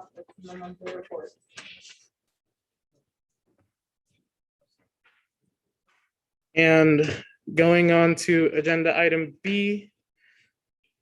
So I would actually move that we strike items A and B right now from the record, which would include the resolution amending a township assistance guideline. I definitely accept that amendment to my motion. Right. And then do I have a second? Thank Right. you. We have our second to strip. Back over. All those in favor? Aye. Aye. All right, so we've strict that from the old business items. We have review of budget considerations regarding cemeteries. I would move that we table that to the next meeting, which is part of what we hope to cover. And I would also move that we table agenda item D, which is the consideration of the contract between the Wabash Township and the Wabash Township Fire Department Association. Is there a second? I seek unanimous consent. Okay. All right. So future meeting dates for 2021. We have the discussion regarding funding associated with township assistance and trustees office funds, August 17th. I would again highlight that we would like to be able to receive further information than this breakdown. So did you say the 17th? I thought that date was different. No, we recorded on the 17th, I believe. The one that had to be moved to a Wednesday was this one. And you'd originally said that you were available on the 17th. Yeah. Sorry, let me, my calendar's not coming up right. Let me just confirm. Yeah. The 17th of August, so next week on Tuesday. And then the next one would be September 7th, 2021, which would be the public hearing. Which essentially would be the amended budget, so the actual proposed budget, first reading. And on September 28th, we have the amended budget second reading, which is the first opportunity for budget adoption. On October 5th, we have a first backstop meeting if needed, so it's scheduled but might not need to take place depending on whether an appropriate budget can be proposed and then passed. And then a second backstop meeting on October 19th if needed. Before we close, just a statement on the, or like a reminder for the trustee on the items regarding the general fund, but also the township assistance. The idea wouldn't be to discuss just one fund per meeting, it'd be to discuss the funds related to township assistance as well as the 0101 fund primarily.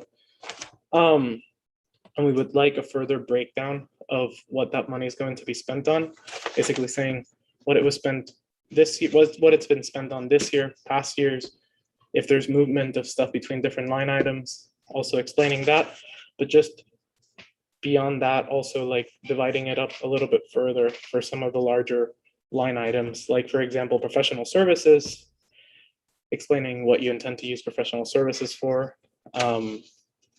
We have other areas that was more applicable in fire fund, but in township assistance as well.